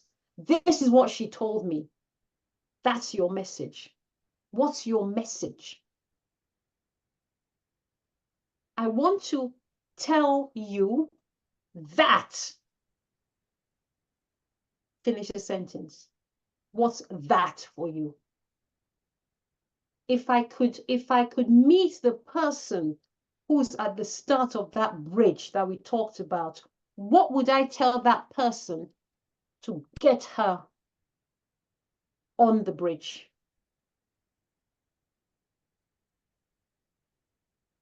What would I tell people who don't even know about the bridge? What is the thing you want to be retold, repeated about you? That's your core message. Quick question. Please. It'd it be like saying, you are loved, you matter, there's hope, that kind of thing? It could be. It could be. It could be. That could be the on the line principle of the message. But Laurie, here is the thing, and I'm sorry to say this, and this may upset Venice, and I suspect it probably will, but I'm going to say it. One thing I've learned, I say this with a lot of respect. There's so many messages, Laurie, that people don't buy. And the reason I say, because I'm coming back to the topic of money, I'm just going to be totally honest. There's some messages that people don't buy. What do I mean? If you can go onto YouTube and get it for free, a lot of people are like, yeah, what do I need that for? So the underlying principle could be love, but we may need to lace it with something more tangible. I hate to say it. I was where you are. I was where you are, Laurie. I had to learn, which is why I have to be honest and tell you, there's some things that people will not buy, or there's some things that are harder to sell. They're harder to sell. Well, that's been my challenge because, of course, I have my latest book, which was inspired by Les, and him asking me what's that defining moment, and I told him one of the most embarrassing things, and he made it into the acronym with my name. And yet, is it just too still generic? Like, is that where I'm stuck? Is that the right message? I have this book, should I've never written it? Is that the book? Like, I have so many questions. I've been trying to get clarity. So I'm finding myself back at what is the message I have that people need to hear, that they'll believe it. It's not just someone, I love Les, but you have greatness in you. I know it's true. Some people are like, do I? But like you said, you hear it everywhere. So that's what I'm still looking to know. Like, how do I figure that out? I've been there. But you didn't write the wrong book. You did not write the wrong book. Everything you've done has led you here. Everything you've done has happened for a reason. You did not write the wrong book. You haven't made a wrong turn. I want to say so much on this topic. First is, a lot of us, and everything I share, honestly, I share from my experience, my mistakes. or my lesson, shall I say. So nothing I say is from out a place of judgment. The bigger, remember I said it's good to have a mentor that's 20 steps ahead. Well, also a mentor that's 2 or 3 steps ahead. The people 20, 30, 40 steps ahead, they live in a different world. They come from a different time. Life was different when they were starting. If you model Tony Robbins, if you model Les Brown, if you model Lisa Nichols, you model Dean Graziosi, I'm sorry. I'm sorry. It's probably not going to happen. Tony Robbins can pick up a science book and put it in a podcast, and it will go like that. It's Tony Robbins. Les Brown can create an acronym from your name and talk about greatness in you and all this stuff. People will pay for Les Brown in a way that they may not quite pay for Laurie just now. What Laurie has to do is speak in the language of the people on the street. Tony Robbins doesn't have to do that anymore. Remember, I did share that there's some things that Lisa couldn't help me with. No shade to Lisa, but Dr. Cheryl could. That's the kind of thing I meant. Lisa's language, when she guided me, was respectfully fluffy at best. Meant nothing. No, this is no shade to Lisa. No shade to Lisa. But she doesn't have to be as in tune with marketing language as someone who's doing the grind. What's my point? Self-love is not wasted. There is value in self-love. It's how you market it. It's how you market it. It's how you put the messaging around it and the lessons and the so what after it. But self-love in itself is probably not something that people will give too much money for. Here is the thing, though. Here is the hack. If you're in the self-love business, who else is in self-love? That's playing big. Go and model that person. It's simple hack. God, I'm sorry?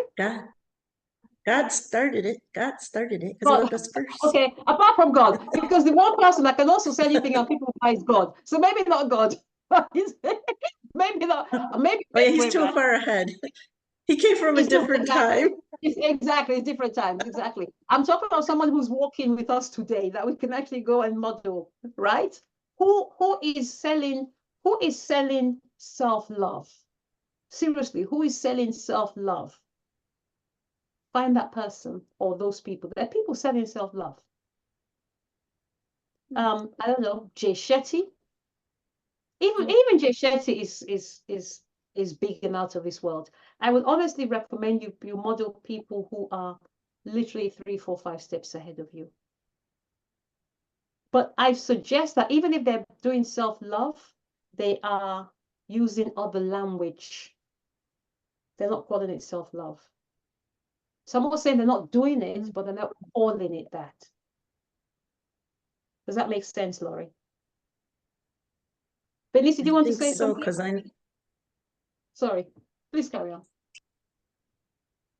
Laurie, please carry on. Oh, so I get that who I used to be is who I'm going to be talking to. So there was a time and place where I wanted to not be alive anymore.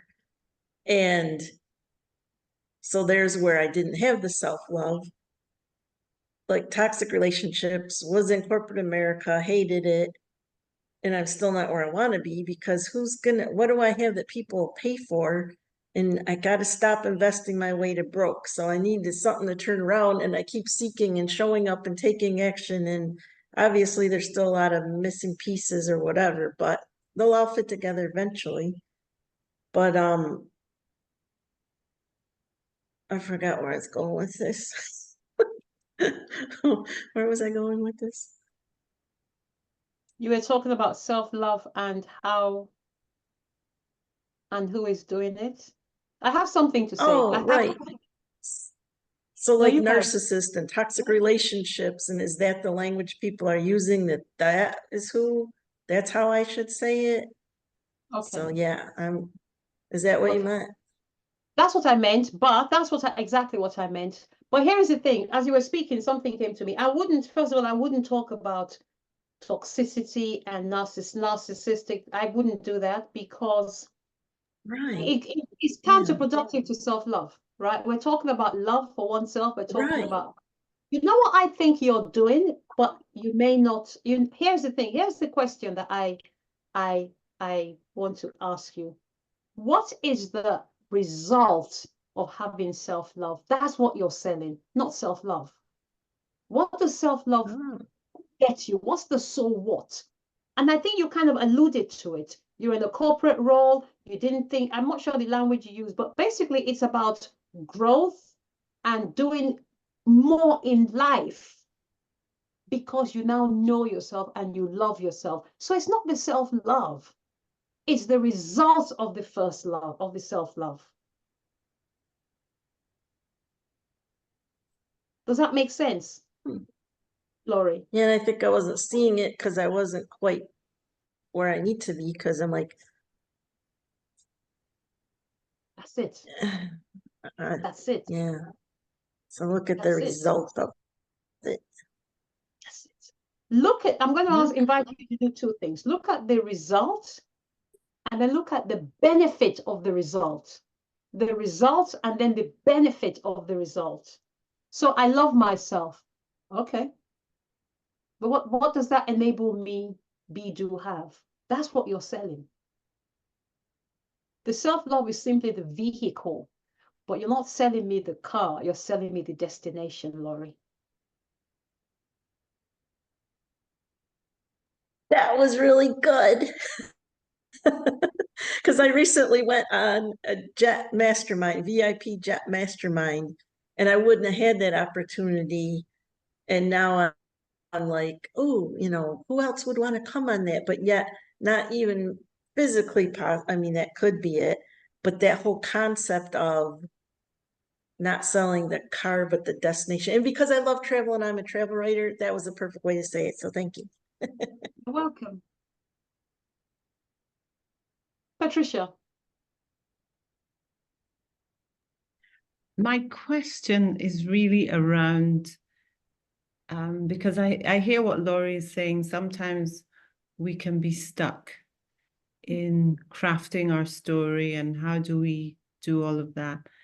And sometimes the question I really have is around, are we really stuck?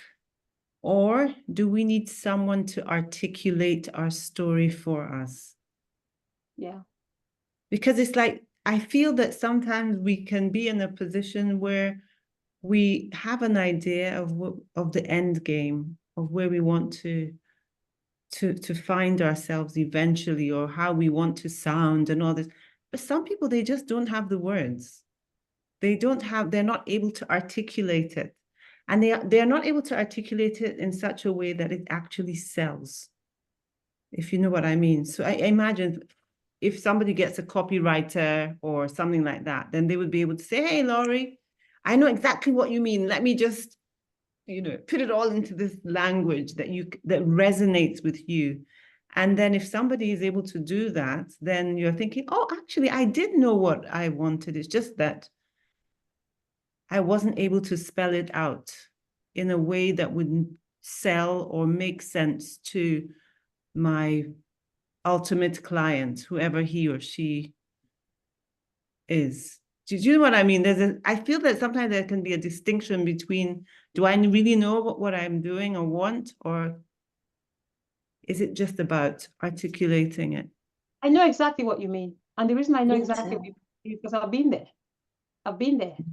I think we all know what we want and what we mean, but we can't articulate. I think one is articulating it, one, and then the other is to put it in language that people will understand, two, and then that language that people will buy, three. There are three different steps. There's at least three different steps. But even you hearing yourself, It's a journey. It's a journey. It's not a, it won't happen like this. It's a journey. It's a journey. But what's my invitation is to identify in your words, however they come out, what you want, or what you're selling, what the result is, what the benefit of the result is. Self-love is, if you think about it, we're all in one way or another selling self-love, in one way or another. We may not just call it out, but we are. So what's the result of self-love? Then what's the benefit of self-love? And then the final thing, which is the real meat on the bone, Patricia used the word copywriters. I don't think we need to go pay copywriters. Why? Because there are people who already pay copywriters that we can simply go and model from. Go and look at people who are selling this thing and look at their language. It's there for you. It's on Facebook. It's on Instagram. Patricia said a while ago that she is kind of burnt out with YouTube and podcasts and all this thing. And Michelle made a very good point. If we look at it like we're at school, oh, that thing is school, trust me. Because you're not going just to sit and listen. You're going to sit and you can't imagine how many hours I spent researching on Instagram. And it's like, you're on Instagram again. I'm at school. I'm working. I'm doing school. I'm serious. It's not for fun. I'm doing school because I'm looking at the language. I'm looking at, oh God, I'm looking at the language in the caption, guys. I'm looking at what the comments are saying. I'm at school. It's not for fun. This thing, right? It takes time. LinkedIn, literally go and sit down and spend time schooling, and your language will come to you. I promise you. It won't take 2 hours. It may not even take a week. It could take 6 months, but you will see steady progress. It will keep getting better. But nobody is going to wake up in the morning and buy self-love, but they will buy the results of self-love. Bernice, sorry, over to you. Okay, where am I? Unmute. You just said, and I hope, Patricia, this resonates with you. I feel like I'm in school every single day. I sit at my computer 24/7, 365, because I'm focused on what it is I want to accomplish. I'm only looking for those people who are speaking my language. I do exactly what MA says. I'm only on LinkedIn because we all only have 24 hours in a day. And I have other things that are going on, but I spend my time in LinkedIn because that's where my community is. It's where my target market is. It's where I do my networking. It's where my contacts are. And I make international connections on LinkedIn as well. So I always consider myself being in school because we need to stay engaged with listening to what other people are saying. And just what you said, that's why I'm just jumping up and down, because that is so the reason to continue to listen. I don't listen to a lot of things. I have a funnel that takes it down to just those individuals who, as I put in the chat, are speaking my language. So I can use that language as well in what I'm working on. So it helps me stay current and relevant. That's what it helps me do. And that's my mindset when I go online. You just said it all, yeah. Nene. That's why you're absolutely fabulous. Love you. Bless you. Thank you. So are you. So are you. I want to share something, if I may, and I'm literally just sharing this so I can show you. I have a file, a digital file, PowerPoint. I literally just copy and paste copy language into it. I copy language into it. And I might pick the word from that person, a sentence from that person, literally a headline from that person, and I put it all together and I make it my own. So, Laurie, your book is not a waste of time. Self-love is not a waste of time. but you do have to become a ninja copywriter. And you do that, you can do that for free by just researching. You have another meeting. Or using all of the multiple AI assistants that are out there. There's so much. And I Sorry, am a writer, so yeah, well, there you go. Can I say That you- one thing about the AI Please. for both Lori and Patricia? This is what's happened to me. I am working on a book and I'm doing what Ine says, the ninja thing. I'm pulling and then I'm making stuff my own. When I go look at something, somebody's using a word, I'm like, oh, I don't have that word in there. I don't have that phrase. What I've been doing with the AI is because when I finished creating what it is, the content, then I use AI to see if it makes it better. And that's when I take it to doing that final. too. That's when I take it to final. And I change it if I like what it says. If it says better than what I've done, then I use that. But if I don't like it, then I just change it a little bit. But I use it as my editor, my AI editor, and then I go to final because it's so hard when we're writing, Lori, we want to change everything 50 million times, right? No, just put it all down. Just put it all down. Put it all down. Oh, yeah, you gotta dump it first, then Just edit. dump it. Just dump it. Just dump it. Yeah. Just dump it. Right. Dump The it. AI, using the AI, Yeah. I use it in my email though. I use it in my email. It helps me take things to final and move on. Yeah, exactly. It's that simple. It's really And about that's what it's about spending time just in at school. We're literally at school. This whole journey is school. The entire bridge is school. When people say things to me like, and I'm not being funny. I work multiple time zones. I work all the time zones. I work Asia, I work Europe, I work US. I am always working. And people say to me, how do you do this? I'm like, you don't understand. I'm in school.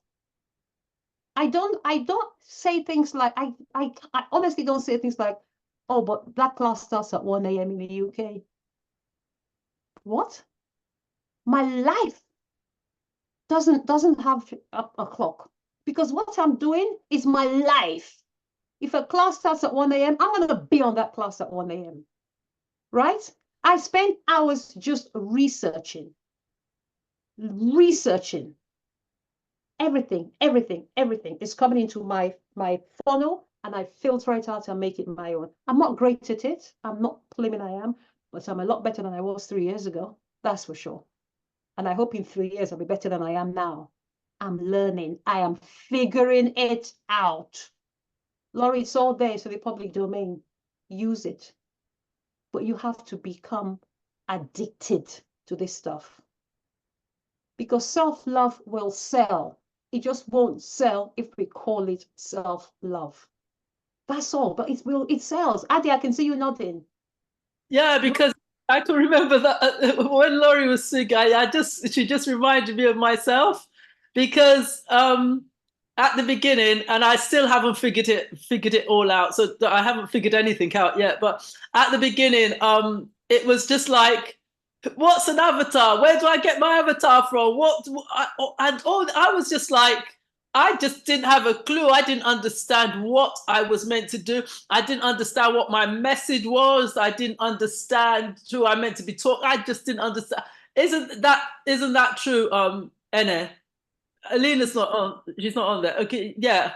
Or T, they would have not. I didn't have a clue exactly what Laurie's saying. That's exactly where I was. I didn't know what my message was. I didn't know my why. I didn't all I knew was that I wanted to do something, but I didn't really know what it was. And then eventually one day, I think it was at the last meeting, was it at the last meeting or 2 meetings, that it just kind of like, okay, this is what I want to do. I want to so how do I say it in plain English? I want to, most probably spiritually, it would be like deliverance or whatever. But then how do I put this in everyday words that people are going to understand? Then breaking generational cycles or patterns or something. So I kind of like, this is how I just kind of like began. It just came to me, and it came to me gradually. Every time something would come to me, I said, no, it's not this. And I like kind of like, I don't understand this. I don't know what I'm going to do. But gradually, it eventually started to come to me. And it was something, it was a continuous process. It was something that I had to keep going on and on and on and on and on till I actually got to that actual, that's what I wanted to do. So It's a continual process. Yeah. Yeah, and I think because it's been taking years, it's like, haven't I figured this out by now? Or I've had several coaches, and you know, the financial not knowing how the heck that's going to work, keep working. But anyway, they keep telling me different things. And this latest one was, oh yeah, well, come, you can do your photo shoot and your reel. And, you know, prior to that, here's these questions, and the way you answer them, we plug it into AI, and there's your script. And of course, you know, I had to edit it, I'm a writer, and to make it more my own. But then that's what it is. Oh, well, because you were on a stage and you broke off that toxic relationship, then you're supposed to speak to people and toxic relationships and use the Lori factor and da da da. So I thought they were right because they're the experts. And that's what I did. And I'm still not 100% sure, is that exactly the right thing? Is it even the framework of it? But see, that's where I get stuck too. It's like everybody's telling me something different. So then I'm back to, let me just go be a file clerk or do something, and forget this whole thing. Okay. Time out with the language. You are not stuck. You are figuring it out. Right? 2, the only expert on you is in fact you. Fact. There are people who might be able to help you, but they're not experts on you. Everything you've done so far is part of the journey. It has led you here, and it will lead you where you're going to. It's all part of the journey. It's all there for a reason. I think the easiest way for you to think about it, Laurie, is where were you before you got on that bridge? Or where are you now? Where you were is the person that you are helping. Where you are now is the journey you're taking them on. That's the bridge. The bridge will have different layers, right? So you are at the one of the bottom layers. You're talking about self-love. My invitation to you is to elevate that layer. So what? Just ask yourself, so what?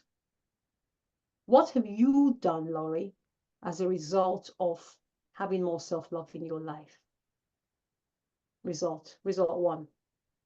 What's been the benefit of having that thing? Result 2. Take it to the nth degree. That's what you're selling. That's what you're selling. Then go online, YouTube, podcasts, Instagram, Facebook, wherever, LinkedIn, conversations, anywhere. Go and look for anyone talking about anything remotely connected to that. And model and rinse and repeat. Yeah? Rinse and repeat. The Laurie factor is not a waste.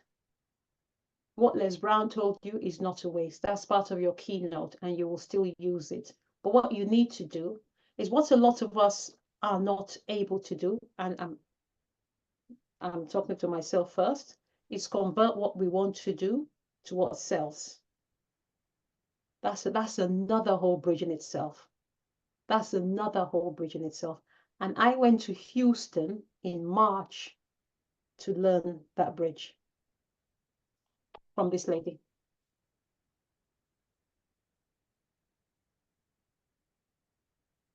Even my language is also changing as a result of that workshop. So we're all on the same journey.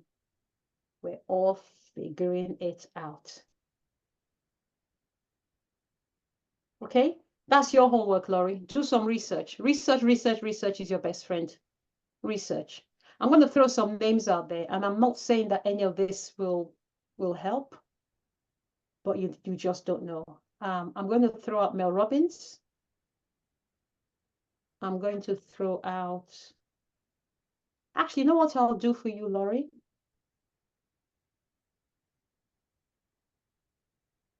No, I can't promise that. Look at people who are selling the results of self-love. I come back to that. What's the result of self-love? And I suspect that you're going to end up in something like, you may not call it this, but something like peak performance. It's basically performance that you're landing at, right? I suspect that's where you're going to land, Laurie. I suspect. So I would invite you to also research those people. Bernice, your hands up. Hello. Renee, Hello. did you go to Texas? Are you the one who went to Texas to meet Joel? I didn't go to meet Joel, but I met him in Texas, yes. At the same Okay, meeting. Yes. Well, my dear, I'm not going to run over and get his book. I only have his book here. And then when I saw that you went, I said, darn it, she beat me to it. And now it's on my to-do list. So thank you, because now it's in my spirit and my soul Keep to talking. go. Keep I was talking.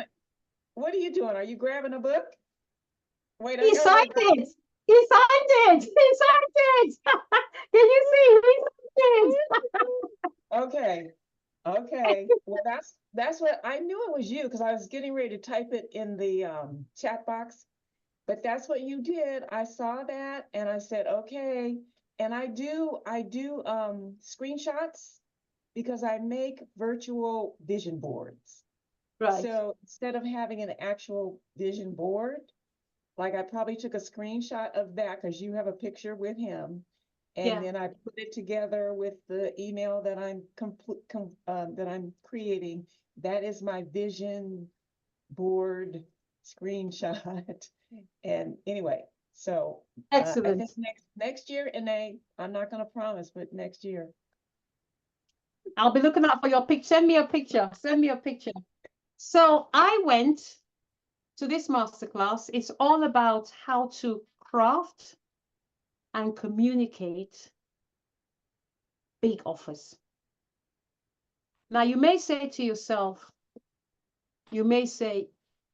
after investing so much, you still had to go to Houston to learn how to write? Yes, I did, Patricia. I saw your face. Yes, I did. Yes, I did. It was still a missing link. And I only went. No, that was not a negative look, honestly. Okay. No. Yeah. Sorry about that. I was just, I'm just intrigued that I was looking to see who the person is.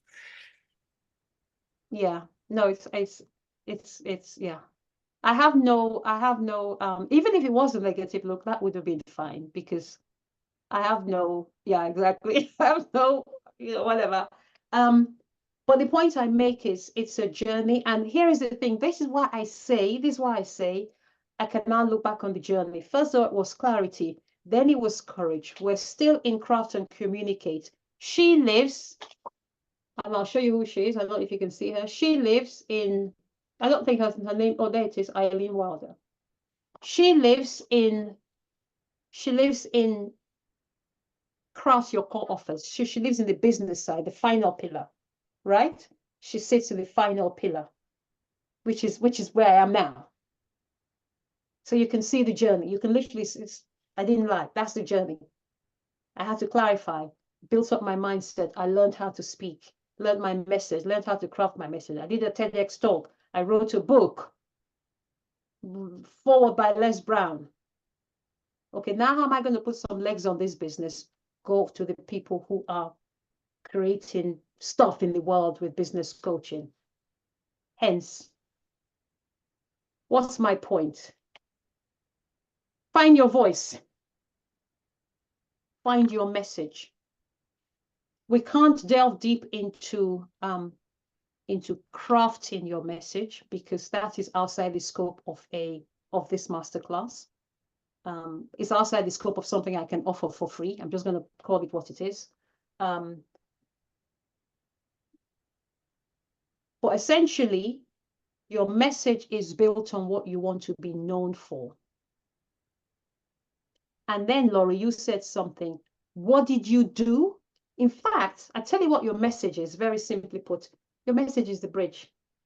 Your message is the bridge. That's your message, the bridge.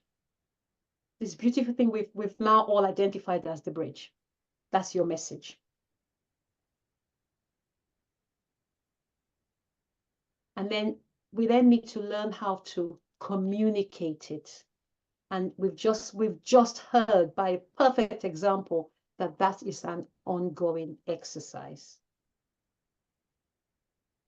But we can get coaching, we can get training to get us on the journey. To get us on the journey.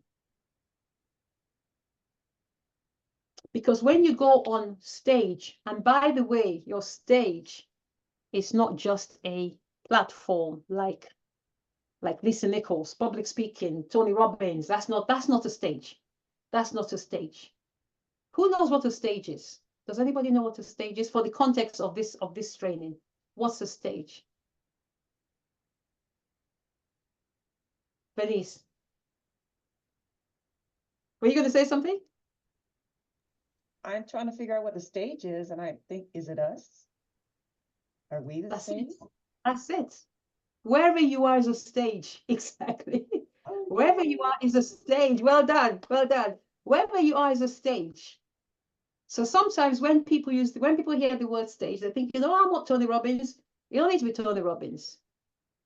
Your IG live, your LinkedIn post, your LinkedIn live, your Facebook live, your workshops, your retreat. I am on stage right now, so I'm speaking to you. I'm on stage.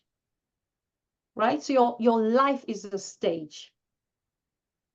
And your job is to use your words, whether it's through your mouth or your pen, to get people across the bridge. And that's your message, which is based on what you want to be known for. What you want to be known for. So we need to learn how to craft and communicate our message. I will actually go a little bit deeper into messaging. A little bit deeper into messaging. Bear with me. I'm looking at my notes right now because I lost myself. Oh, you know what I was looking at? I pulled up my deck with all my copy language I was going to share with you. I was wondering, what am I looking at all these people's words for? Ignore that. So, who needs to hear your message? That's something we need to identify. Who needs to hear your message? Who needs to hear your message? Right, that's something you need to identify. Who needs to hear my message? Who is best able? Who am I best able to help with my message? Who am I best able to help? Here's something I really want to invite you to do.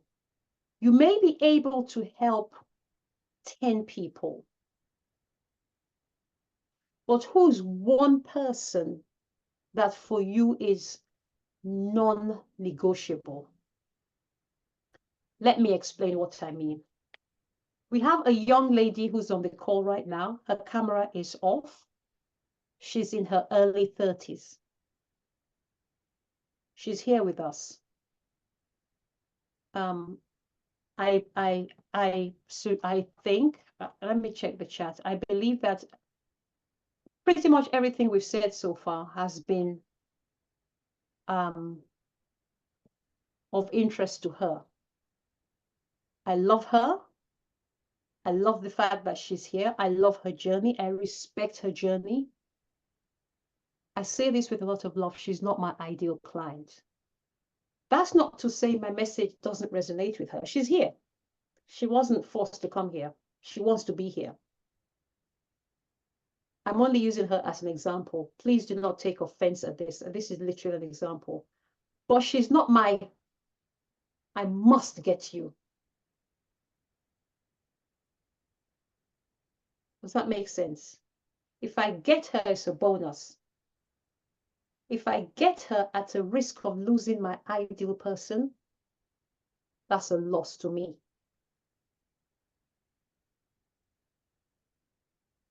Am I making sense? Or have I lost anyone? No, you're making complete sense. That makes sense, Thanks, yes. Ade. Thank you, Ade. So of course I want to speak to the world. Of course I want to speak to Vanessa. I love Vanessa. This is not even about Vanessa. I'm only using her as an example. It's not about her. It's not about her as an individual. It's about the example. But if I miss if I go after Vanessa and I overlook a 55-year-old corporate woman who wants to use her voice, I failed. I failed. Because Vanessa was not my main target. That woman is. Vanessa is Vanessa is in the fallout. She's in the fallout. So I want to invite you. There will be fallout people, but go after the bullseye. But don't be surprised if you catch fallout people. But don't aim for fallout. Aim for the bullseye. Who is your bullseye? Perfect sense. Thank you, Vanessa. Thank you for not taking offense. Thank you, my darling girl. It was her I was talking about. I didn't want to step on your toes, but I knew you'd be grown up enough to understand the example. Thank you, my darling. Thank you. Thank you. That's it. So who is your must-have? I guess that's the point of this whole thing. Who's your must-have? Not your, it would be nice to, but your must-have. That is who your message is for. Identify your must-have. Who is at the start of that bridge who's crying? Who's crying into their pillow at night with your problem or the solution to the problem that, who needs the solution to the problem that you have the solution to? Identify that person and then figure out where they are. Denise said at the start of this that you wanted to talk about platforms. I love that you said that.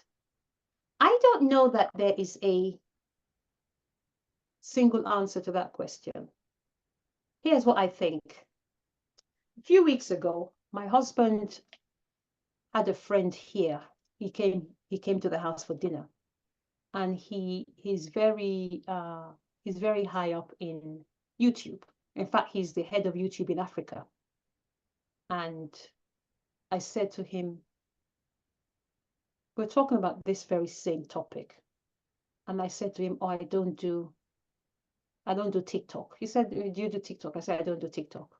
And he said, oh, why? And I said, my audience don't live on TikTok, but my audience aren't on TikTok. And he said something very profound. He said, your audience is everywhere. Your people are everywhere. However, should you therefore be everywhere? The answer is no. Your people are everywhere, but you don't have to be everywhere. Where is the main bulk of your people? That's where you need to be. Exactly the same answer that we gave before about who's my avatar, who do I speak to just now. So my people are maybe on TikTok, but is that where my people want to hear from me on TikTok? Probably not, to be honest. Probably not. I don't know, maybe. I'm going to say no. So the answer to that question is choose your platform, going on that platform. That's the answer. Know that your audience is everywhere. Your audience is on the street right now going for a walk. Your audience is in the supermarket. Your audience is in the school car park. Your audience is everywhere. But you choose one or two places that you love, that you want to spend, you want to hang out in. That's it. But know that they're everywhere. And there's no disrespect if you choose TikTok. No shade. But your audience is everywhere. I think I've heard that it would be foolish to ignore LinkedIn. I've heard. We're foolish to ignore LinkedIn. I haven't had much joy from LinkedIn. But I know that my ideal, here's the thing, here's the thing. What I say now is slightly misleading. My ideal audience is on LinkedIn. They don't engage on LinkedIn. They watch on LinkedIn. They go to Instagram to engage. Ah, why? Because LinkedIn is where their professional people are watching them. Ah, I've noticed that. They will be very quiet on LinkedIn. And then they come to Instagram and say, I saw you on LinkedIn. Huh. So why are you telling me here that you saw me there? Because I don't want to talk to you on LinkedIn. They didn't say that. I'm just thinking, right? So your audience is everywhere, but our fallout may be on, yeah, your fallout, exactly. I think that's the way I put it. Exactly. Denise, I think our fallout is on LinkedIn. It's on TikTok.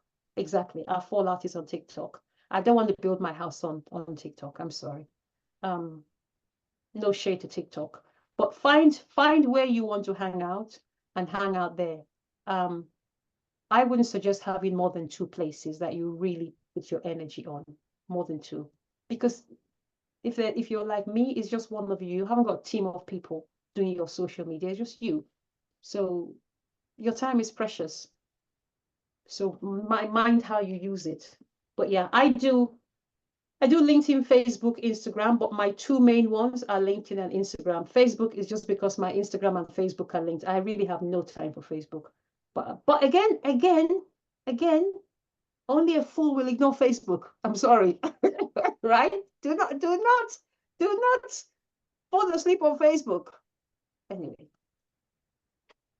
Does that answer your question, Venice? I just want to say, yeah, because there's just not enough time in the day, like you say. And we are doing our own thing. I don't have a team here. It's just me. So, and I need to get rest, sleep, self-care, family, all the other chaos around. So in order to stay focused and healthy, in a healthy mental state of mind, I only do between my email and my LinkedIn, and I'm working on the project. So those 3 things are enough, are all that I can handle. Yeah, exactly. I like that word, enough. Know your enough point. It's enough. It's enough, and do it well, and leave the rest. You can't do it all. You can't do it all. So I want to close up messaging. Who's your messaging for? First of all, what's your message? What's your message? What's your bridge? Who is it for? Who are you best able to serve? Identify your fallout, identify your bullseye, your must-have. Speak to that person, go where they are, speak to them. Identify what difference it will make to them. What difference will you make to them? So basically identify the bridge, right? What difference will you make to them? How will you share your message? Laurie, you said this perfectly. You share your lessons. That's how you share your message. You share your lessons. Let me touch very quickly on messaging and storytelling, really quickly. Your story is part of your message. In fact, your story falls out of your message. When I say your story, you may say to me, oh, but Ellie, I've got a lot of stories. I know you do, but you should have, and I don't like to use the word should, I invite you to have a signature story, one signature story. You'll have a whole library of stories. By the way, I encourage you, Vanessa, I hope you're listening to this. I'm sure you are, and I believe, oh, you're going to bed. Thank you so much, my darling. Yeah, good night. Good night. I know it's, what time is it there in Dubai? Is it 10 p.m., 11, 10? Good night. Good night. So when you are, your story falls out of your message, right? Your story falls out of your message. And sometimes when people share their story, for the purpose of what we're talking about, of your brand, of building your brand, your story is not your life history. So please don't misunderstand when you say stories like from the day I was born to today. Because if you're like 70 years old, we'll be there forever listening to this story. Your story, why you're laughing? You're laughing at me. Your story is a moment in time. When people say your story, it's a moment in time. Something happened to you. It's when you discovered you needed a bridge. That's probably the best way to describe it. It's when you discovered that you needed to build that bridge, what we've identified as the bridge. That's your story. Something happened. It's a moment in time, a defining moment in your life, an awakening. Something happened. It doesn't have to be, but it's usually something negative. It doesn't have to be traumatic. It doesn't have to be an awful, awful story, but it will be a defining moment that happened where you went from before the bridge to after the bridge. It's why you built the bridge. And so you take people on that journey and you tell them the lessons. That is what Laurie alluded to, the lessons, because your lessons are the bridge. Your lessons are the bridge. It's how they will now go from where they are to where you are, I guess, or where they want to be, right? So that's your story. You'll also then have a library of stories because different things have happened to you in your life. Even your most recent stories, you'll add to that library because this is how you will craft, this is how you share different messages. I just told you a minute ago about a coach I was having a conversation with who told me about one of my avatars being a businesswoman. Well, that only happened like 3 weeks ago, but it's a story I'm telling, right? What's my point? Even this masterclass can be a story you tell tomorrow if something happened to this masterclass that you're making reference to. But your signature story is one that you want to be repeated, you want to retell, you want to relive. It's how you want to be known. Many people have heard me tell this story. My Rose was here. My Rose was in Lake Como with us last week. Heard me tell the story about my business failure in the early 2000s and how it almost took me out of this world. That's a story. It's a significant story in my life, but it's not my signature story. It's a story I share, but it's not how I want to be remembered. I want to be remembered as the woman that walked out of that corporate office that day. No, not because any story is better or worse. It's just the story that lights me up the most. The one that lights me up is the one about me walking out of that corporate meeting. So you're going to have a whole bunch of stories, but which one do you want to use as your brand? Another reason why I can't use I guess I can, but it may be trickier for me to use that business failure story is because my brand is not built on business failure. My brand is built on you leveraging the power of your voice after not having it for so long. So how does a business failure align to that brand story? It doesn't. But my corporate walking out of a business meeting does. So your story, that's how you find your story. It will fall out of the brand. Which story supports your brand message the most? You know what it is. Many people say, I don't know my story. I challenge them and say, that's not true. You know what it is. You just may not have accepted it, but you know what it is. Deep within you, you know what it is. Is there anybody here who doesn't know what their story is? Who does not know what their story is? Who does not know what their story is?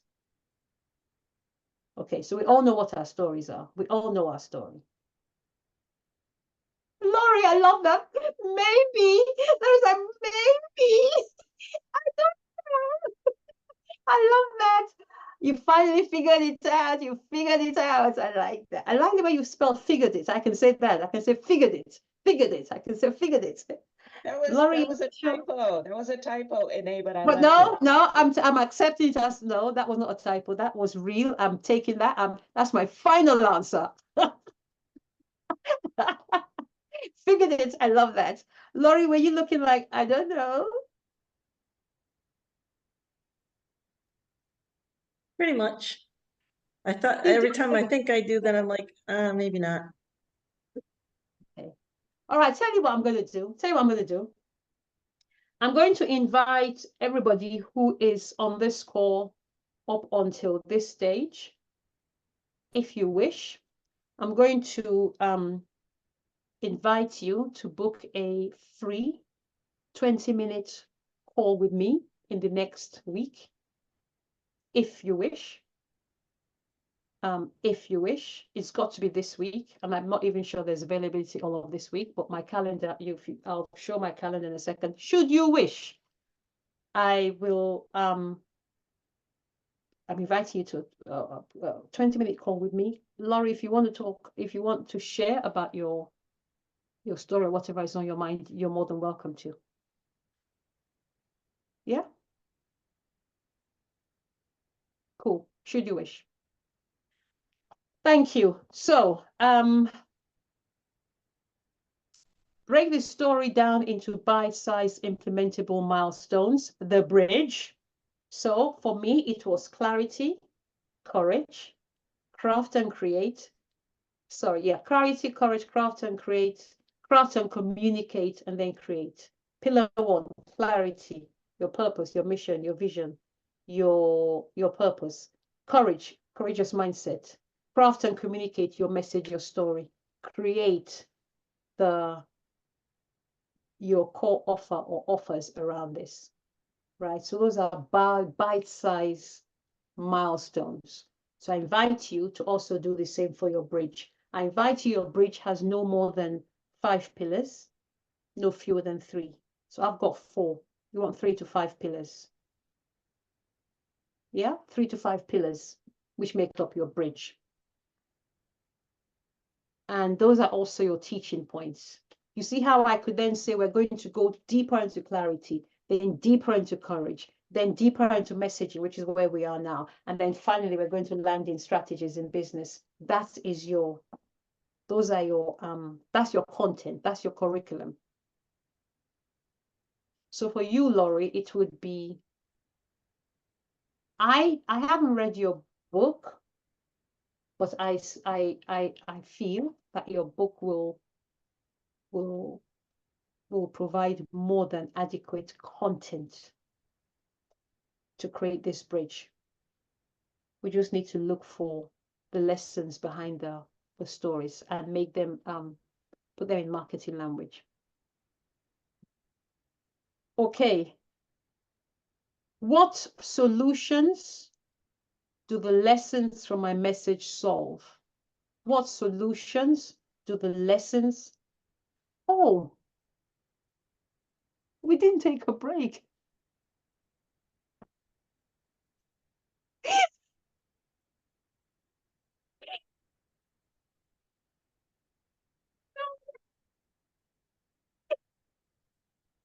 I'm sorry for this.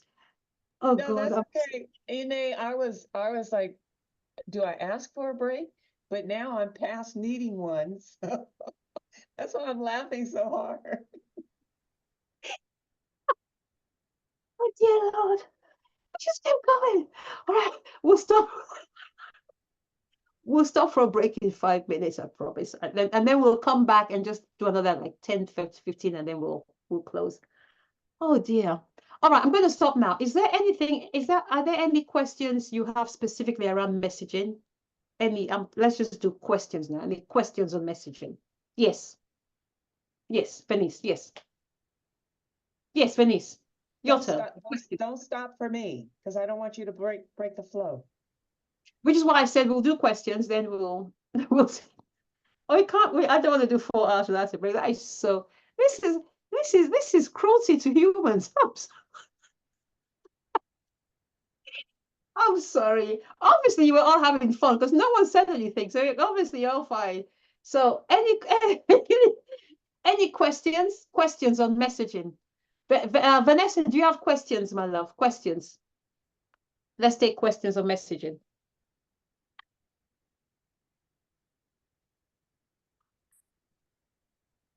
You can ask, just ask, share. No questions? Okay, I'm going to ask one. Go on. So messaging, if we settle on the one defining message that is our brand, we need to stay consistent with it throughout the content in terms of where we're placing the content. If we're doing a book, the message is there. If we're doing a website, the message is there. If we go to social media, the message is there. Can we vary it? Yeah, Should it stay the same? that is a great question. Great question. Has anybody listened to Joel Osteen? Does anybody here listen to Venice? Anybody else listen to Joel Osteen? Laurie, listen to Joel Osteen, right? Do you see a common thread in his messages? Yeah. Yeah. I'd okay. say hope, and that's the message in my book too. So Yeah. I love, he's very inspiring, gives hope. Yeah. I'm going to come, that thing you just said just led me to something. I'm going to come back to that. Have you ever been out with a friend shopping, right? You're out shopping with a friend. And she picks up something, she picks up a dress on the rail, and you say to her, that looks just like you. Has that ever happened to you before? You say that looks like you. Yeah? Yeah, Ade, you can, yeah, Ade. You say that looks like you, right? That looks like something that you like. Yes, I said that to my friend recently when we went shopping. She picked up a dress that looks exactly like you. That looks exactly like you, right? What does thank you? What does that mean? It means she has an essence, a style. You only shop with your mom, okay? And I only say that as an example. But anything, even if it's a book, you buy a book and you say to somebody, "I saw this and I thought you might like it." Anything, right? What's my point? They have an essence. They have something that may be intangible, but you associate that thing with them and them to that thing. That's the answer to your question, Denise. Whenever you open your mouth, even if it's not directly related, your pulse, and I just don't just mean your mouth, your pen, your fingers, it should look like you, should look like you. So your posts don't always have to go to the exact same thing, but it shouldn't, it would confuse people if I went on social media today and I started talking about politics, you'd be like, well, I don't always talk about creating your next chapter. Sometimes I put a post up about laughing. Yeah, I put a post up yesterday about us just playing pool in Lake Como. We're playing pool. But it doesn't go against my brand messaging. I'm not suddenly say to you, vote for the Conservative Party. You'd be like, what? Is she gone mad? Does that make sense? When President Obama speaks, every time he speaks, you don't need to hear his message, but you have an idea of what this man is going to say. You have an idea. If Nelson Mandela, bless his soul, when he was alive, opened his mouth, you had an idea what he was going to be sharing on. That's what your brand should do with people. People should feel safe. And how do they feel safe? Because they know what's going to come out of your mouth. Here is the thing about brands. People should know what you're going to say even before you say it. Yes. Where have you gone? Where are you going with this? You're blaring out. Yeah. What are you laughing at? Why are you laughing? I'm seeing what you're laughing. No, I'm standing, but what you said was so profound. People should say what you are before you even say it. Before you even say it. I just lost my balance, that's all. Thank you. People should know what you're going to say even before you say it. There should be no surprises. You know when people say no surprises? There should be no surprises. No surprise. If you surprise people, you've lost them. You've lost them. There should be no surprises. Here is what I want to close with before we go for a really quick break. Then we'll come back and then we'll quickly do the final pillar. Then we will close. remember that you're not just the messenger, you're also the message. You're not just the messenger, you're also the message. So it's not just what comes out of your mouth, it's actually who you are. It's your essence, it's your being.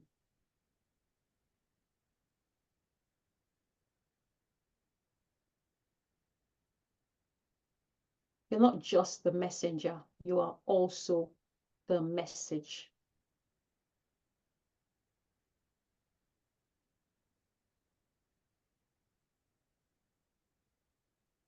Any more questions on messaging before we stop for a 10-minute break?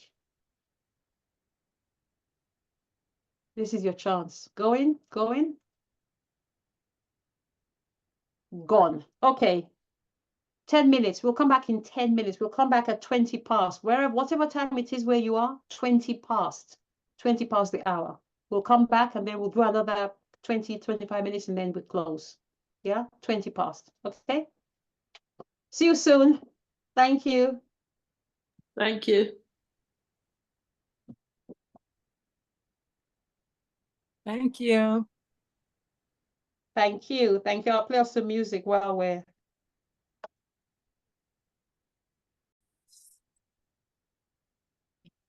Let's have some takeaways. We have covered a lot. We've been together now for 3 hours and 20 minutes.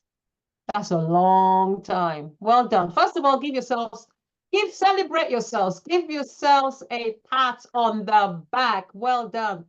Well done. Well done. As you can see, I am now sitting because I am. Here's the thing about stopping. Can you see why sometimes we shouldn't stop? Yeah. All the time I was standing, I was fine. Yeah. The minute we stopped for a break, I thought to myself, Yeah. oh, I'm tired. I'm on my feet. Can you see? So this is yeah. Sometimes just keep going. Yeah. Bernice, hands up. Let's have some takeaways, some shares. How are you? What's coming up for you? Okay, so I've been sitting and getting up. I didn't realize you were standing, Danae. The whole time. Now I'm sitting. The whole time I've been Were you standing. barefoot were you barefoot while you were standing? I'll show you. Can you see? I've got these on. Can you Oh see my these? God. Okay. These are the most comfortable things you're going to find in the world. These are my indoor shoes. Please carry on. You know what I really wanted to say was, I hope you didn't see me shaking my head no when you said 4 hours, because I had no idea it was 4 hours.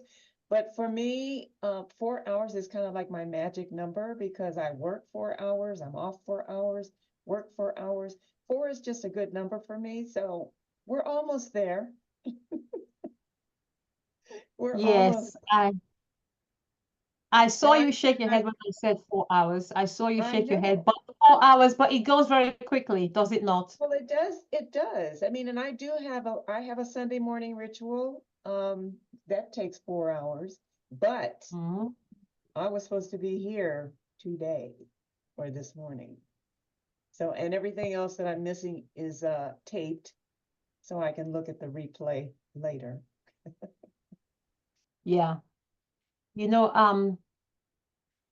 Thank you. I always say that where we are is exactly where we're meant to be. Where we are is exactly where we're meant to be. And that's my And takeaway. yeah. And who's here is meant to be here, and who's not here is not meant to be here. It's that simple. Yeah. So anybody else? Any more takeaways? Any more takeaways? For me, and it was like when you were talking about like the continuous research, just keep on doing a lot of research to basically to the you have to kind of like do a lot of research, and where you were sharing that go onto social media and look at different profiles, not to like copy them, but to get like articulate your message, which for me is really kind of like that's really encouraging, because one of the things is that I've always been thinking that if I've got like Patricia, I think it was Patricia that was saying it, like you've got the idea, but how do you articulate it? How do you put it down? How do you put the words together to make it sound like, package it in a way that people are going to want to buy it from you? You've got the idea in your head, which is quite all right, but how do you package it? And like when you said like research and go onto social media and look at other people's like ideas and profiles and the way they've written it and kind of like get ideas from that. For me, that is Yeah. always. Yeah. Thank you. Thank you. Thank you. Any more takeaways? Any more takeaways? Well done, Ade. Thank you for that. Research. Every day is a school day. Every day is a school day. So when I tell people I'm always working, sometimes I'm not actually on a call. I'm doing research. Thank you I'm doing research. for really sharing your heart and being so authentic. Thank you so much. Yeah, thank you. And Thank you. Yes. Hello, my love. Changing our mindset to look at it as research, because that's the way I feel as well. Always in continuous learning, researching. I want to say this. How do I say this? So then I go and I see how other people are saying it, and you pull from that. The other thing that happens is you will start getting downloads without those. And those happen when I take my self-care time, because I spend so much time online. I take my walks, I do my self-care, take my naps, and those downloads that some people talk about is more on a spiritual level, but it's just when things start coming to you. Oh, I need to say this, or I need to look this up, or I can say this a certain way. I always have my phone with me, and if I'm taking a walk, I will dictate anything that comes to me into the phone. And then I'll send it to my email so that when I get back, what came to me while I was walking or whatever I was doing, it's there in my computer, and then I can take that and use that to create the content. Yeah. Thank you, Venice. I think that's absolutely powerful. Thank you so much. Thank you. Myros, before I come to you, I just want to speak a little bit about what Venice just said. That's so powerful. On even another level to what you may have just shared with us, which is that it goes both ways, Venice. We need to be careful about what we think about, because by you doing research, what has happened is you're doing the research, you're thinking about what you're researching, you're putting yourself emotionally into that space, and so you're inviting it in, which is why when you go for walks in your quieter moments, for me, it happens when I go for walks and when I take showers, I get downloads. You've invited it in, but it can work the opposite, which is why we should be careful what we put our eyes and our minds on, because equally it can work the other way on something that we don't want. So that's actually, yeah, it just reminded me of that. It works both ways, but you're absolutely right. And here's the thing about research. It almost becomes it becomes like, what's that ball? How do you say it when something just gathers friends and cousins and brothers and sisters? It's like a rolling ball. It just brings more thoughts, more similar thoughts. And before you know it, you're like, how did I gather all this stuff? I don't know. All I said was Tony Robbins' first course or something, but then it just kind of spirals and gets bigger and bigger and bigger and bigger. And before you know it, you've got a whole. I've got a PowerPoint deck with over 2,000 slides. Just copy language, just copy. It got to a point where snowball. Thank you, Laurie. Snowball effect. Thank you. Ooh. Snowball effect, exactly. It's just snowballs. That's it. So copy, copy, copy, copy, copy. Or should I say model, model, model, model, model. Thank you. Mary Rose, my darling, what's your takeaway? What's your share? Good evening, ladies. When we started, the question was, why are you here? And I spoke about clarity. So my focus was on clarity. And what I got was, what do I stand for? What do I stand for? So the whole time I was thinking about that. And now I know what to be looking for. What is my essence? What, at the end of it all, what is it that is so important for me? What brings that joy that is in me? What excites me? So I know now what to look for. And it happened that today I was invited to a Pentecost festival in London. And I went with a friend of mine, and the ministration, and she needed me to go with her to intercede for a message. And I went to support her. And when it was done, I mean, I participated in a short moment in what was going on.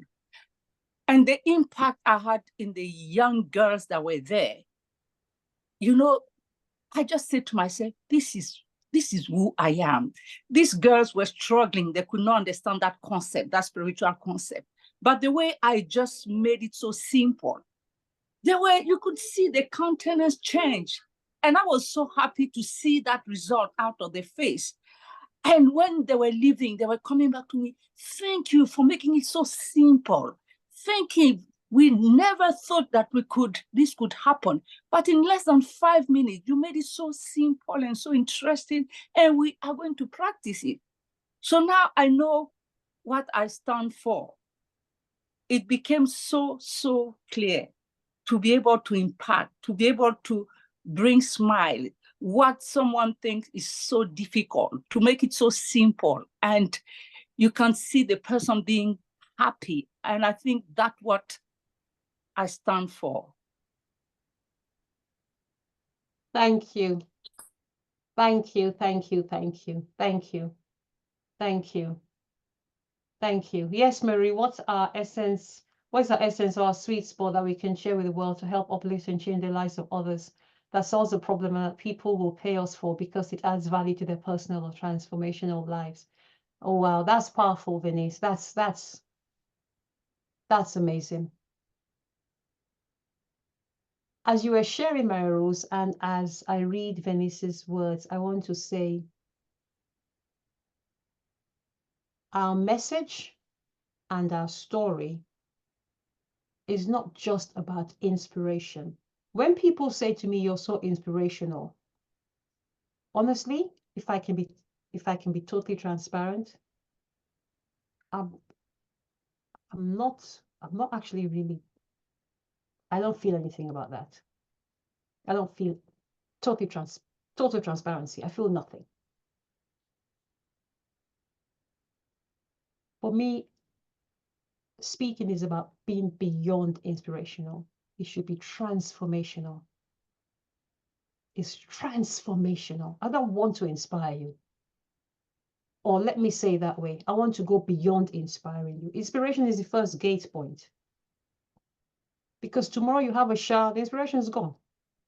It's like, right? I think you're laughing. Inspiration is gone, right? It's what we've been. It's the so what, right? So it's not just about inspiration. It's about transformation, and that's what Venice just said here. It's about helping people. You change their life with your voice. So thank you, Maya Rose, for taking us there. You change their life with your voice. Something I want to say before we move on from messaging and storytelling is, as we said before, the point of sharing our story is actually to get people inspired, and then the lessons from the story should then help to take them to a point of transformation.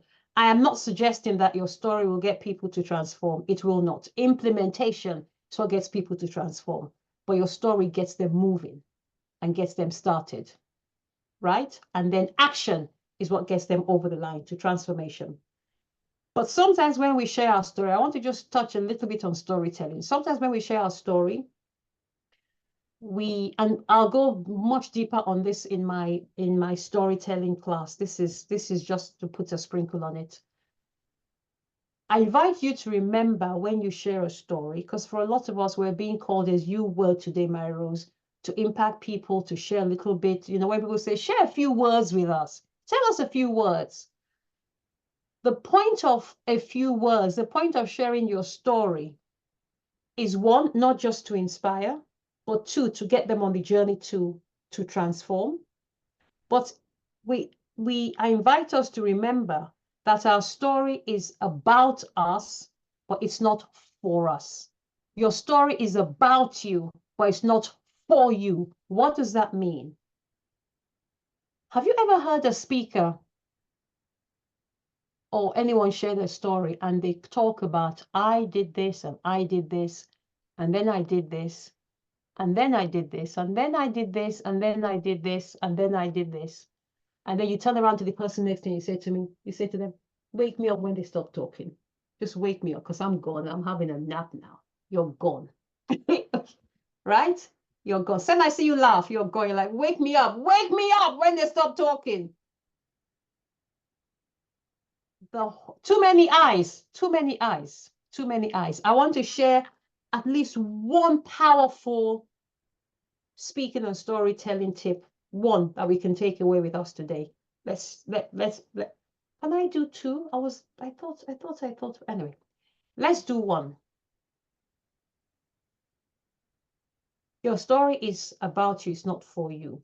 The point of telling the story is so that people see themselves in your story. They see you want to take them on a journey. That's it. The journey, the story is the vehicle. We talked about car. We used this analogy earlier on. Your story is a vehicle that you bring people into your vehicle. How do you do that? Let me share one powerful storytelling tip. You start with I, and as soon as possible, you bring in the people by saying you. The way Lisa Nichols teaches it, and there are different schools of thought, there are different ways of teaching this. Lisa Nichols teaches it, you do the me, we, you. I'll give you an example.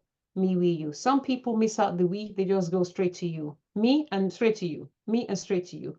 Why? When you go to you, and I'll do it in a second, your people are seeing a mental movie in their mind. They're seeing a mental movie with themselves in your story. So that when you tell them the lessons, guess what it does? It becomes their lessons. It's them. It happened to them. It happened to me.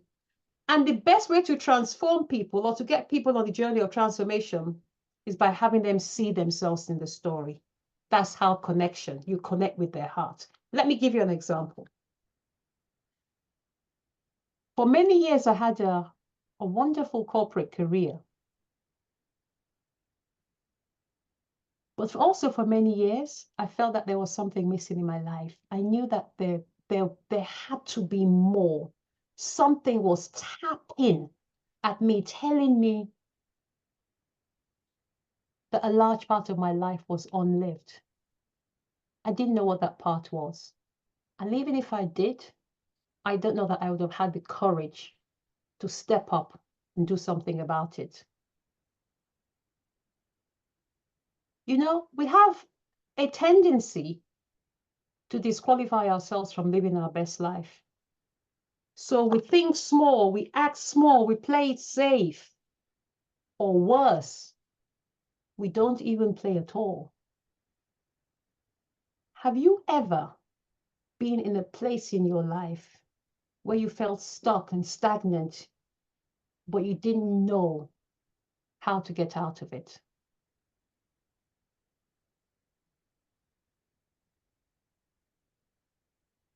That's a me, we, you. I invite you, when you speak, to use that as much as possible. Me, did you see that? I was in a corporate role. I had a job. I felt stuck. I knew there was more. We have a tendency to feel, to disqualify ourselves. Have you ever? And you know what? Because you ask them a question, guess what happens? You force them to think about a solution. You're forcing me. NLP, you're messing with me, you're making, and then when you put your hand up, guess what they do? They also put their hand up. Guess what it is now? It's our story. It's now everyone's story. It's no more my story.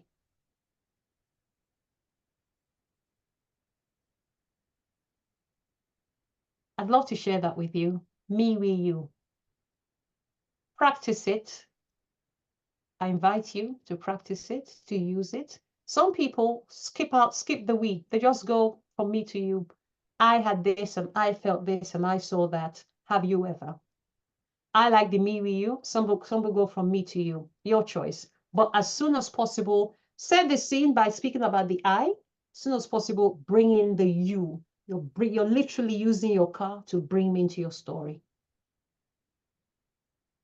I want to share one more speaking tip.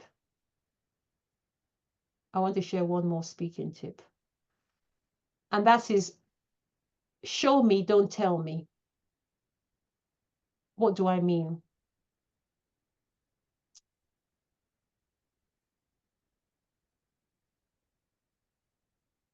I went to the supermarket. I'm now just going to make this up. I went to the supermarket. I bought bread. I bought eggs. I came home. It was sunny when I came home. I've just told you. That happened. That's fact. It happened. Fact. I went to the supermarket. I bought bread. I bought eggs. I came home. It was sunny. Facts.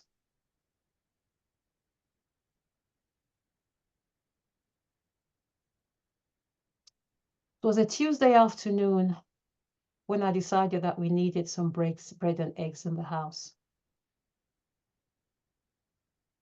As I walked out of my house, I couldn't help but notice that it was really cloudy. I wondered whether it was about to rain. I decided to walk to the supermarket. And as I walked in, the raindrops started to fall. I bought what I wanted, enough eggs and bread for breakfast tomorrow. I paid, wondering how I was going to make, what recipe I'd use for breakfast tomorrow. I walked out. Ooh, I don't need my jacket. The sun's come out to play. Same story. But one I told you, the other one, you probably saw some raindrops, some cold, some clouds. You saw the sun. And that's a made-up story. If I was speaking, I'd do it a little bit more, with a bit more finesse. But does that make sense? As much as you can, show me, don't tell me.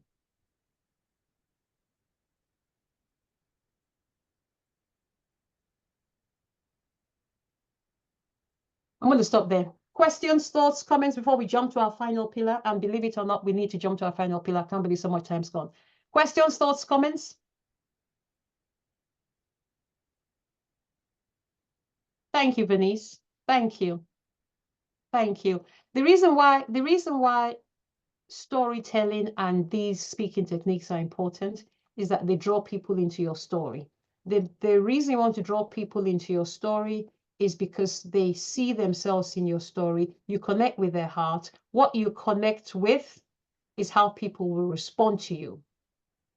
Where you speak from is where you speak to. You speak from your head, you connect with the head. Speak from your heart, you connect with the heart. So it's worth spending time learning storytelling and and speaking skills. Another powerful speaking skill that a lot of people don't use.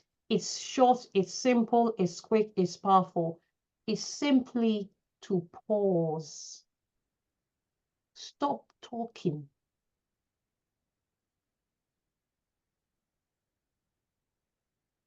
And give people a chance to catch up.